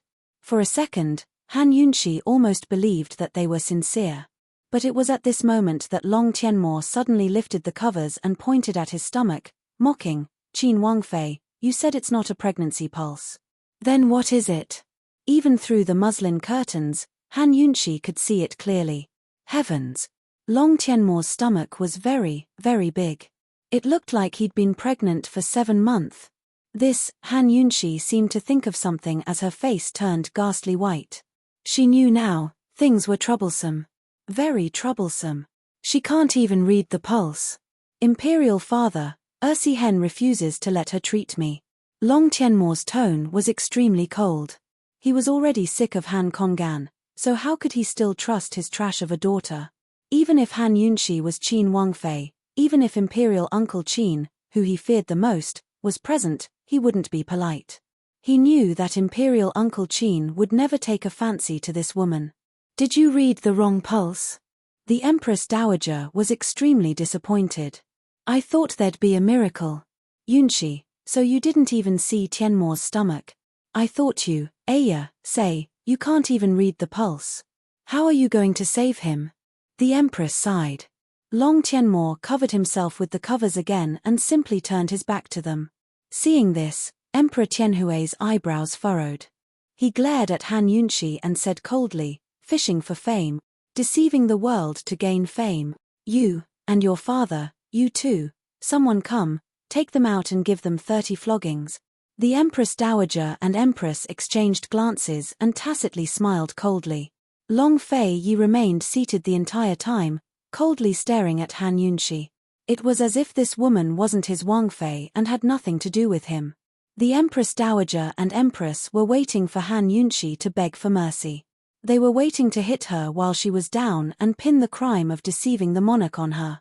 Unexpectedly, Han Yunxi's eyes flashed with anger. She actually glared angrily at Emperor Tianhui without backing down.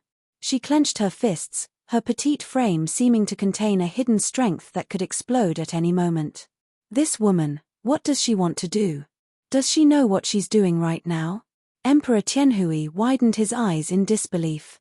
This was the first time someone had dared to glare at him like this.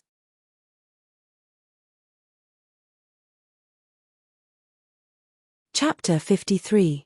Han Yunxi was infuriated. She understood that the Tao didn't pass on the scriptures, while doctors didn't knock on the door. It was clearly Emperor Tianhui who summoned her to treat him, so why did it sound like she'd come to cheat him? Since when had she been angling for fame? Since when had she gained fame by deceiving the world?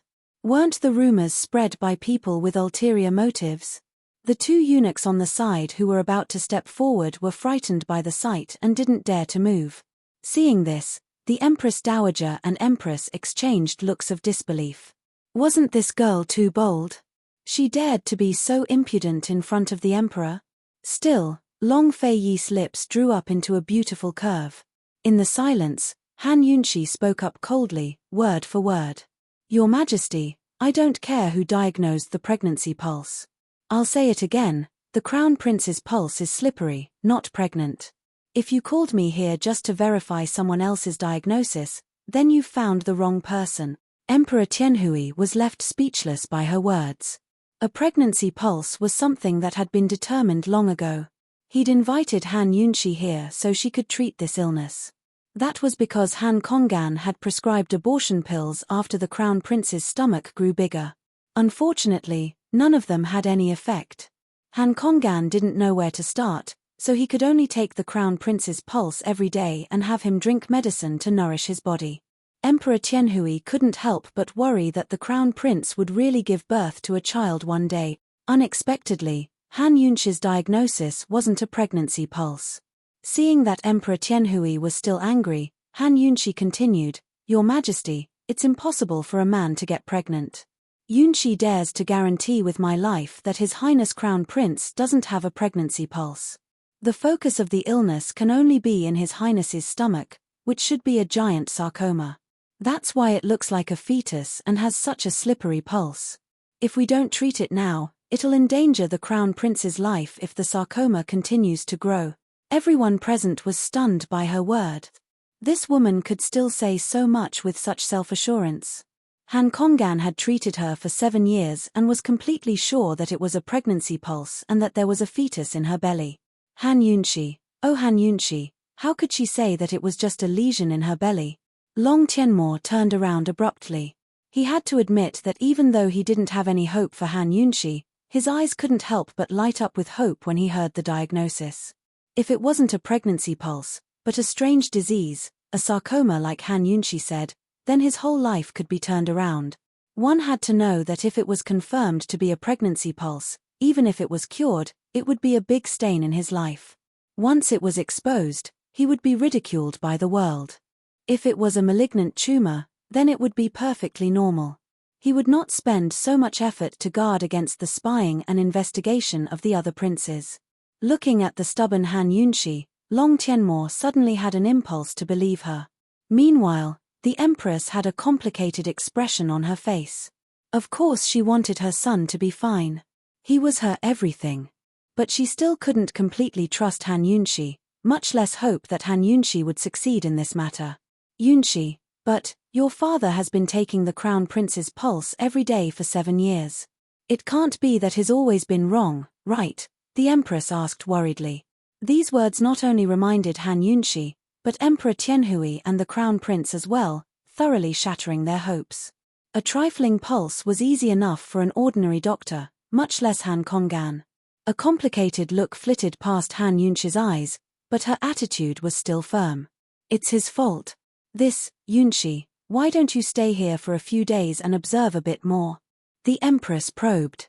I'm 100% certain that he's mistaken. Han Yunshi's voice wasn't loud, but it was filled with unquestionable authority. Seeing her serious and resolute expression, even the Empress wavered. At this moment, Long Tianmo spoke up. Imperial Father, summon Han Konggan to confront her. Emperor Tianhui hesitated before agreeing. Someone come, summon Han Konggan here.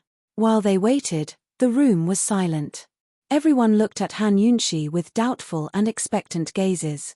As a doctor, Han Yunshi was used to such looks. As if no one else was present, she sat quietly on one side, her mind doing its best to search for similar cases she'd heard of before. The Crown Prince's illness was indeed very strange, but it did not mean that there was no precedent. In her memory, she had heard of similar cases when she was in school. There were no more than 100 similar cases recorded in the modern medical history of the world. It could be said that it was very rare. She had her suspicions when she took his pulse, but after seeing the Crown Prince's big belly, she was more or less certain. Sarcoma and whatnot were just excuses. As for what illness it was, she knew she couldn't say it out loud. Once she did, she'd definitely lose her life. Her current problem was how to deny Han Konggan's diagnosis. Soon enough, Han Konggan arrived. He was in his 50s and sported a white goatee. He was dressed in long, grey robes. Although he tried to keep a low profile in the palace, it was difficult to hide the dignity and bearing of a clan head. This was Han Yunshi's first time seeing her father since transmigrating to this world. After Han Konggan entered, he greeted each and every one of them. Even when facing Han Yunshi, he still bowed respectfully and called her Qin Wangfei. Han Yunshi's tone was cold as she said, "Dispense with the formalities." Towards this father of hers, she not only felt unfamiliar, but also hatred. Han Yunshi hated men who were jealous of women the most in her life, but Han Konggan was such a person. Why had Lady Tianxin died in childbirth back then? Why had she been born an ugly girl with the most common poison scars growing up?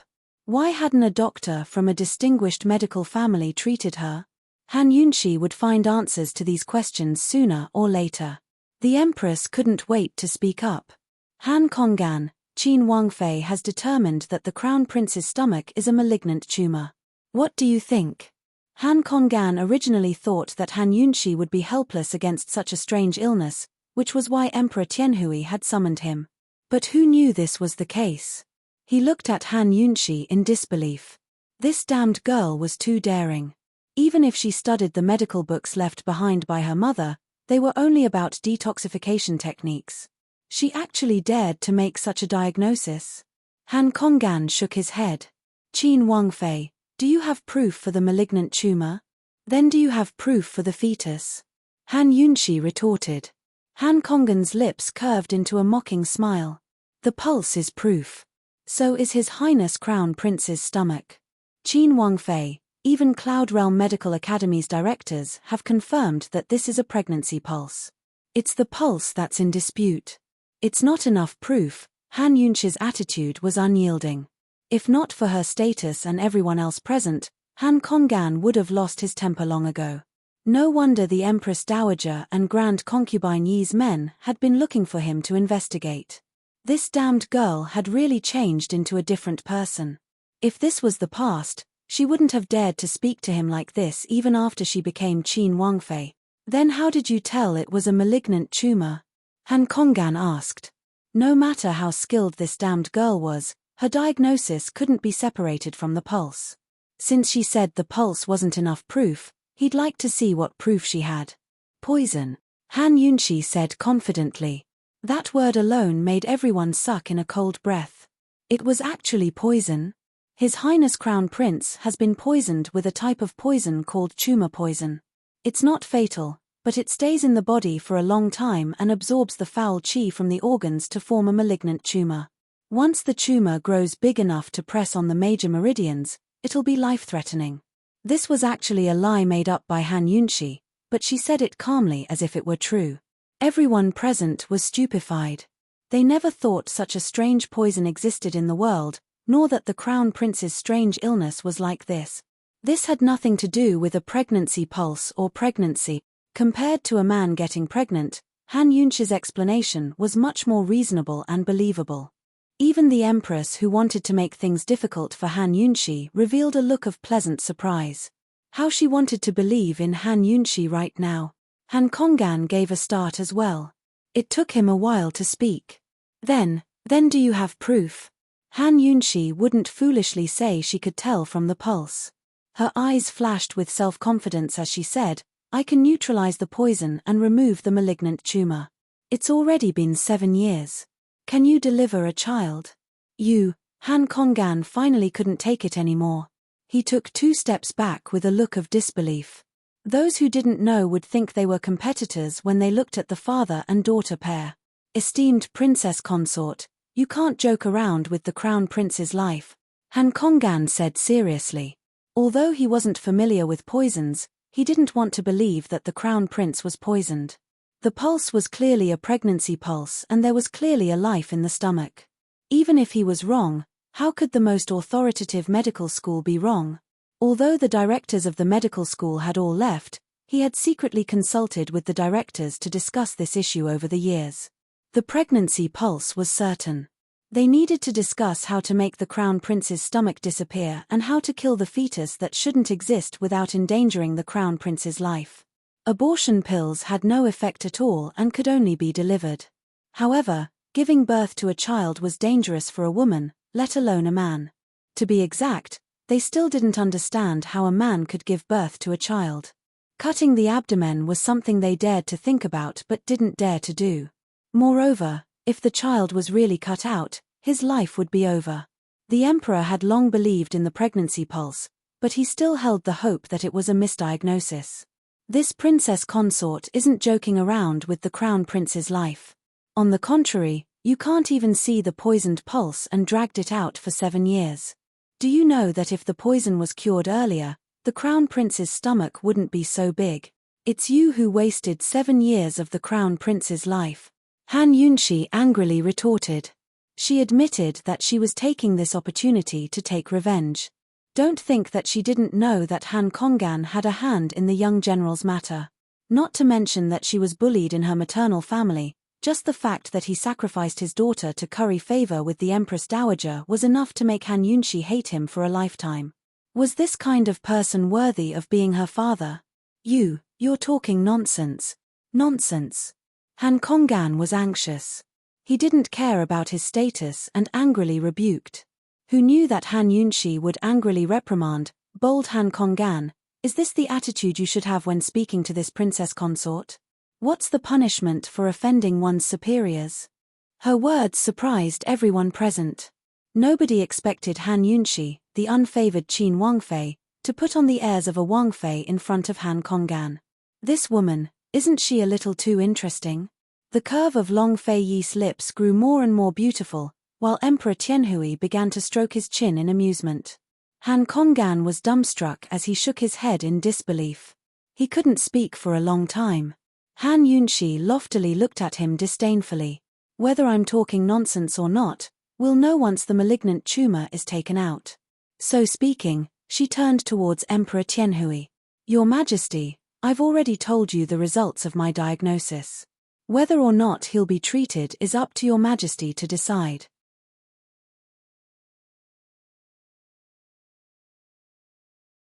Chapter 54. To treat or not to treat?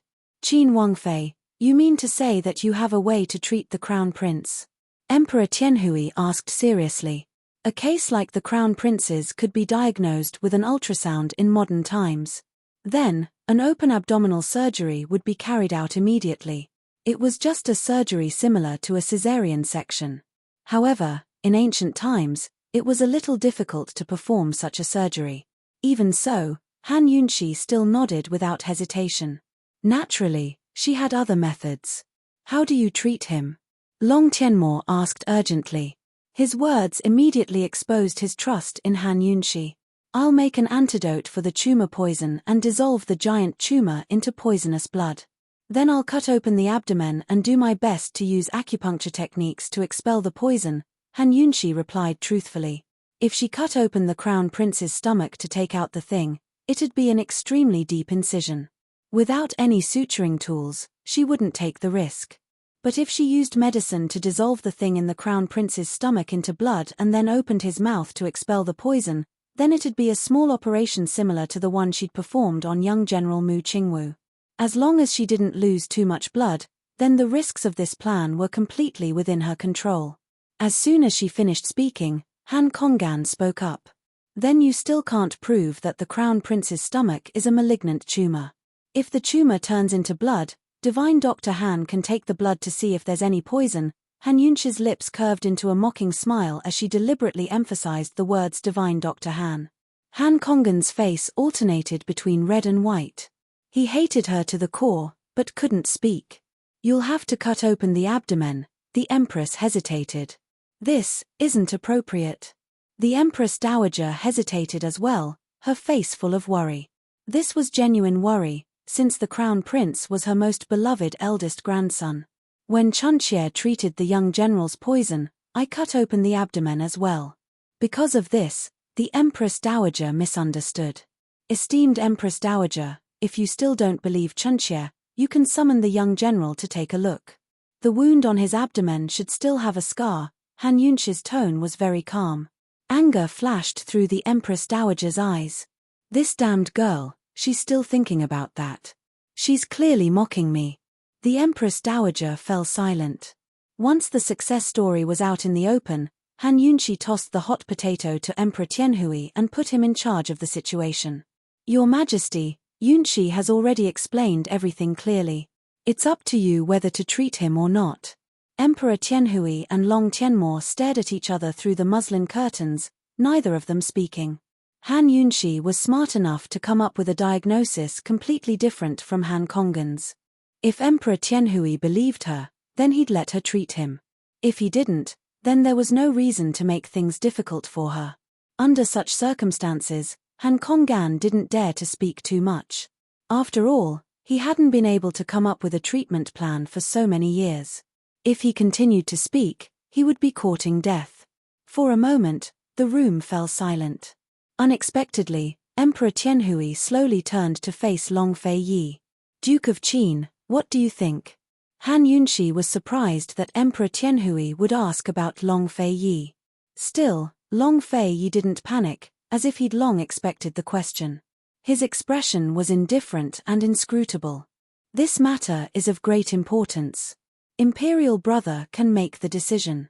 His words left the initiative in Emperor Tianhui's hands. Of course, Emperor Tianhui wasn't easy to deal with. He continued to ask, does the Duke of Qin believe Qin Wangfei? Her question forced Long Fei to give a direct answer. Han Yunxi was puzzled, feeling that something wasn't right. Rumors said that Emperor Tianhui and the Duke of Qin were close brothers. The Duke of Qin held great power, so Emperor Tianhui had to yield to him. But judging from the current situation, the relationship between Emperor Tianhui and the Duke of Qin wasn't close at all. In fact, it was very subtle. If Long Fei Yi said he believed Emperor Tianhui's words, then wouldn't he be guilty if Han Yunxi made a mistake? If Long Fei Yi said he didn't believe her, then Han Yunxi would be finished. Now everyone was looking at Long Fei Yi. Long Fei Yi had personally gone to General Mu's estate to save Han Yunxi. Would he still open his mouth this time?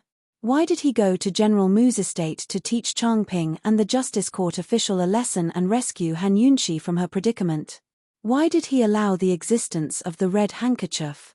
Did he and Han Yunxi really have sex as husband and wife? Was it because Han Yunxi wasn't ugly anymore and had medical skills that he saw Han Yunxi in a different light and acknowledged her as his official consort? There were plenty of people here who were curious about these questions. Everyone was waiting for Long Fei Yi's answer, but he only said, "It's useless for your lordship to believe her. Only His Majesty and the Crown Prince will believe her." His simple words were enough to deal with 1,000 catties with 4 tails and dissolve Emperor Tianhui's trap. Han Yunxi almost laughed out loud. This guy really was a crafty old fox. Emperor Tianhui pursed his lips and was about to ask more questions when Long Fei Yi said, "Imperial brother, the Crown Prince isn't young anymore. It's time for him to be independent." Without a doubt, These words meant that the crown prince should make his own decisions. The Duke of Qin's support was crucial to every imperial son. Naturally, the emperor wanted him to support the crown prince. Emperor Tianhui put on a false smile as he looked towards the crown prince. Tianmo, your imperial uncle's lecturing is right. Make your own decisions. It had been 7 years. Long Tianmo had truly had enough. Even if he still didn't trust Han Yunshi in the depths of his heart, he'd rather take a gamble than wait for death. He knew better than anyone else that if this illness dragged on, his imperial father would definitely give up on him. In the silence, Long Tianmo's voice was especially clear. I'll accept treatment. Han Yunshi exhaled in relief, while Han Konggan's entire face turned black on the side. Without a doubt, the crown prince's reaction had thoroughly rejected him. Emperor Tianhui was very satisfied with the crown prince's courageous decision. He nodded and said, Qin Wangfei, can we begin immediately? I need to do a detailed examination to determine the location and size of the sarcoma before I can prescribe the medicine, Han Yunshi said seriously. Once she decided on treatment, her entire body was filled with energy. She immediately went to do a detailed examination. Very soon, she discovered that the thing in Long Tianmo's stomach was even bigger than she'd imagined. Moreover, it really did have a life of its own. She pressed a few acupuncture points and found that the thing could move. Her eyes flickered between light and darkness, filled with complicated emotions. How is it? Long Tianmo asked anxiously. Han Yunshi smiled. Don't worry. You just need to rest well for the next 2 days. Don't think about anything else. So speaking, she withdrew from the room. The Empress and Empress Dowager surrounded her as well. How is it? Can you treat it right away? What kind of medicine do you need? Just tell me. The prescription is a bit complicated. I'll have to think it over carefully before I can be sure, Han Yunshi said seriously. At this moment, Han Konggan hastily volunteered himself. Qin Wangfei, this old man isn't talented, but I'm familiar with medicine. I'm willing to assist you. If Han Yunshi couldn't treat it, the Han family would be hard-pressed to escape calamity. If she did, he'd be able to bask in the glory if he helped her. Of course, more importantly, he wanted to see where this damned girl got her confidence from and how she was going to treat him. But Han Yunshi only pretended not to hear him and said, Your Majesty, I want to invite Imperial Physician Jiyu Beiyu to assist me. Compared to Han Konggan, Emperor Tianhui naturally trusted Jiyu Beiyu more. He immediately agreed. Someone come, summon Jiyu Beiyu here. Han Yunshi stopped him. Your Majesty, this isn't a small matter. I'll go to the Imperial Physician courtyard to discuss the details with Imperial Physician Jiyu. I'll write out a prescription before sunset. There were a lot of people here, so Emperor Tianhui nodded and ordered someone to bring Han Yunshi over. Han Konggan looked on with wide eyes, but the Empress Dowager spoke up cold. Divine Dr. Han, I think you should go back and wait for your daughter's good news.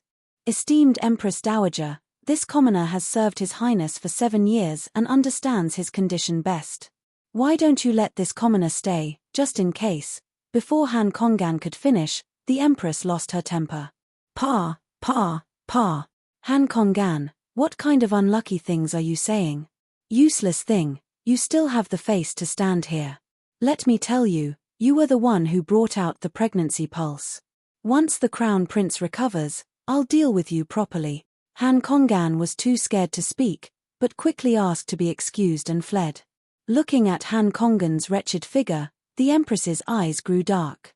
She thought, if Han Yunshi can cure Tianmo this time, then I'll temporarily forget about Chongping's debt. I'll just treat it as her meritorious service atoning for her crimes. But if she couldn't cure him, she'd definitely uproot the Han family and make this medical family disappear from Cloud Realm continent forever. She'd make Han Yunshi a criminal who exterminated her family. The Empress Dowager and Empress didn't leave, but stood guard by Long Tianmo's bedside. Emperor Tianhui didn't seem to want to leave either, his expression grave. It had to be said that they were all nervous. This was the crown prince's last chance. If Han Yunshi couldn't save him, then Emperor Tianhui could only reluctantly give him up. But the result was in Han Yunshi's hands. No one could predict it. Long Fei Yi seemed to be the most indifferent one. He rose to walk over and said, "Imperial brother, let's go. Chundi will accompany you to drink tea."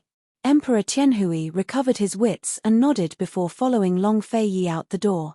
It's easy to rule a country, but difficult to rule a family, Emperor Tianhui sighed with emotion. Heaven helps the worthy, the crown prince. Imperial brother, don't worry, Long Fei Yi said mildly. Emperor Tianhui had tried to sound him out more than once, but couldn't figure out his attitude. Every time, he could only give up. As he grew older, neither the crown prince nor any of the other imperial sons were a match for the Duke of Qin. Actually, if the Empress Dowager hadn't schemed against Grand Concubine Yi in the past, he wouldn't have been able to take the throne in the first place. Northern Li was Tianning's enemy, but in Emperor Tianhui's eyes, his younger brother, who was about the same age as him, was even more terrifying than Northern Li's ferocious army. "How's the investigation of the Northern Li spies going?"